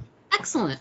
All fantastic choices. And we like this new segment where you definitely keep in mind as you're going through 2025, make your own notes and come back to us next year around this time and let us know about your favorites for 2025, because we're definitely going to do this again. I think we are. Yeah. So speaking of doing it again, we'll probably do this podcast again. At least once. At least a couple more times before the end of the year. But next up, we got a couple of things in the hopper. We've got a few movies, some series we're looking at. Maybe we do a little three-body problem. Who knows? Yeah, I can tell you with all certainty, I know what we'll be doing in April, because it literally just released while we were recording that Last of Us is premiering in April. There we go. 2025. So you've only got 3 more months to wait for some more Ellie and Joel. But in between now and then, we've got a couple of things, some ideas. Once we get those rolling, we will put out some posts and let you know what's coming up soon. We were sort of toying with a few ideas. And again, as always, if there's an idea, if there's a series that you love, that you just watched, or something you'd like to see us cover, movie-wise, TV-wise, let us know. We'd love to hear from you. I did want to include one little note, and we don't have to go on and on, because this has been a long show so far. We can always pick this up at a different episode. But a coworker of mine, he came into my office and he said to me, "All right, I have a zombie question for you." And I was like, "Why are you coming to me? I'm not like the expert." And he was like, No, you're the expert. I'm like, I don't think I am, but okay. So he said, and this is kind of a chicken and egg, and maybe it's a question. We chew on it, no pun intended, and then we'll come back and talk about what we think. So he wanted to know, if a zombie bites a vampire, Mm-hmm. what happens? And we talked it through, and I have some thoughts and what have you. And like I said, this might be a debate. So I don't know. We want to table this for another time, and we can talk more about it in the next episode. But I want you guys to think about it too. What would happen if a zombie bit a vampire? So yeah. All right. I like it. We can talk about that. Yeah, we'll do that. So think about it, folks. Zombie versus vampire. It's a debate. It is. Yeah. Yeah. Other than that, I guess that's it for us for this week. I can't think of anything else we need to talk about. No, not just, we're into the new year, and I hope everyone had a safe and happy holiday season, right? And, Agreed. We'll see what 2025 brings, and hopefully it will be a good year. Yeah, I agree.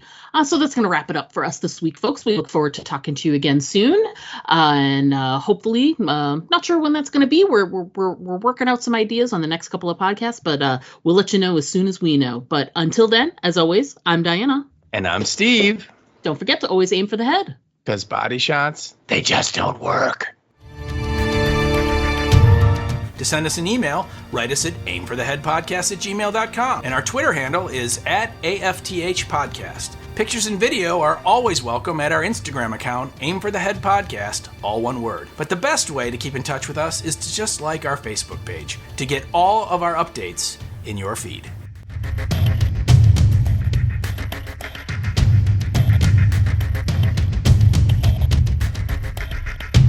Thanks for bringing that up, Steven.